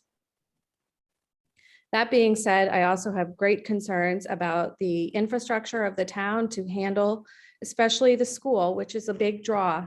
And a school can't remain to be a top school if it's taxed and overburdened without, appropriate income and resources coming into the school. I thank you for addressing the traffic study that definitely needs to be redone. A 2008 traffic study is irrelevant. We've just seen a tremendous boom in our lovely village. With that consideration for the traffic study, I would love to see the planning board address these projects and have considerations to encourage people to walk and really put forward it being a walking community so that we can all cut down on the pollution that cars do to our environment, not just with the exhaust, but also with the noise. So thank you for hearing me. Okay, thank you. There's somebody else, Sarah Miles. I'll promote you as a panelist.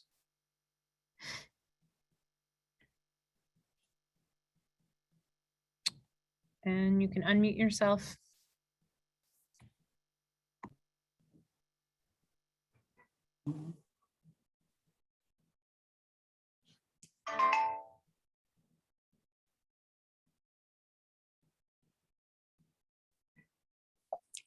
Okay, I'm unmuted. Can Yep. you hear me? Yep, go ahead. Thank you very much for the opportunity to speak. And I appreciate the presentation of what the project is and the comments of my neighbors. And I would just like to reiterate, I won't repeat, but I think there is obviously an issue with traffic on Depot Road. I would think that there would be also issues with these, whatever they're going to be, egresses, ingresses on Riverhead Road and the Montauk Highway. The Montauk Highway is a parking lot from about 3 p.m. until about 5 p.m. or even later. I'm wondering if there's been consideration made to people being able to get in and out of this proposed new development at all. I can't picture it, or for that matter, onto Riverhead Road. But I think the Montauk Highway is incredibly dangerous now. I think that this proposed development is very high density. There will be not only traffic, but more air pollution. I should have said that I live in Patio Villas. And I live fairly near Depot Road. So, the increase in traffic on Depot Road, the whatever number of cars is associated with 42 units is a lot of cars, potentially 2 each. So I think there's a pollution potential problem that needs to be looked into. And I also wonder if the town is generally looking.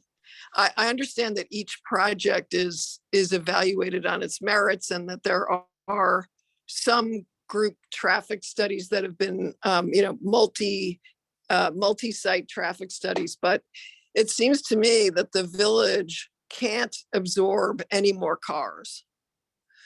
So there's very limited parking in the village. As it is now, it's almost impossible to drive on a weekend in the summer anywhere. I've been around the area for a very long time. And I'm just concerned that we won't be able to even think about going into the village during the season if we have so much more development in toto. So I'm just interested to know if, in addition to the specific concerns about traffic and pollution regarding this project, if the town is thinking about the big picture and how much more development can be squeezed into available land, which is now coming on for sale because of the pandemic and the demand for housing. Thank you very much.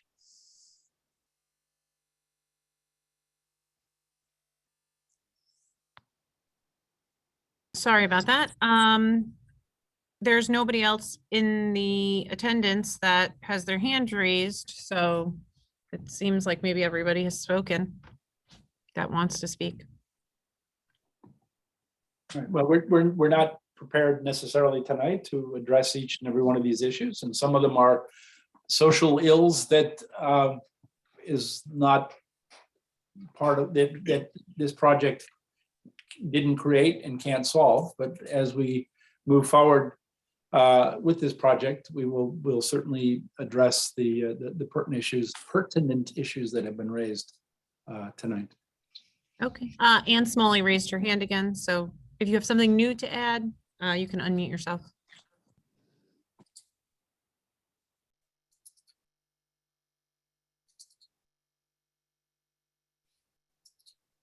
Ms. Smalley, if you have something new to add, you can unmute yourself and go ahead.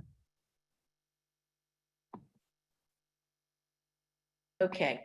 I did speak to many of my neighbors along Depot Road and in Patio Villas, and quite a few of them were planning on speaking today, but this is now 3 hours and 20 minutes into the meeting. So I do request that when this comes up again for a meeting that the public can make comment on, that it be earlier on the agenda, because I know we spent so much time talking about the colors that the 7-Eleven was going to be, but we don't even have an idea of what these 48 townhouses would look like from Montauk Highway. So if we could be a little earlier so that people who wanted to speak didn't end up having to go to bed or put their kids to bed, it might help.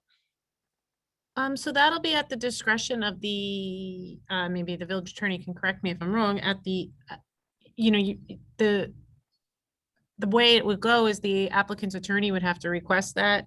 Mhm. I don't really know how we could do that. The agenda is set. You know, that's really it. But there's 12 people still in attendance that haven't raised their hand, so maybe Okay. you know, Maybe and everything is good. also, you know, I think you might have come into the office. One of the things we suggested is possibly that the members of patio gardens or villas, whatever you call yourself, create one person as a point of contact to sort of disseminate the information. If you, early on in the agenda, there was the application for Rogers Avenue Associates. They dedicated one person, and that person came to the meetings, as did all the other people, but he or she, I can't remember who it was, sort of disseminated the information among all of the residents so that there was no confusion and there was no phone tag or any of those things. And that can sort of help out the folks who can't stay on long, or when the meetings do go back in person, can't attend for various reasons. And if you guys just contact me and say, this is our point of contact, you know, please share it with them first. Obviously, anybody else that calls gets the information too, but with large projects like this in large communities, that's, you know, you guys could do whatever you want, but it is a major help to everybody involved. And you guys can put comments in writing. You can, if people can't attend, and I will assure you, the board gets them, they review them, and they are part of the record. But if that's an avenue you guys would like to take, you know, it would really help all of you out tremendously. Thank you. And these videos will be posted as well. So if you can Right. skip to the end, if you want to see what happened, then submit comments in writing, because this is going to go on this is the first time the board's hearing this. And as we've discussed, it hasn't been in front of this board since 2008 or 2010, whatever the.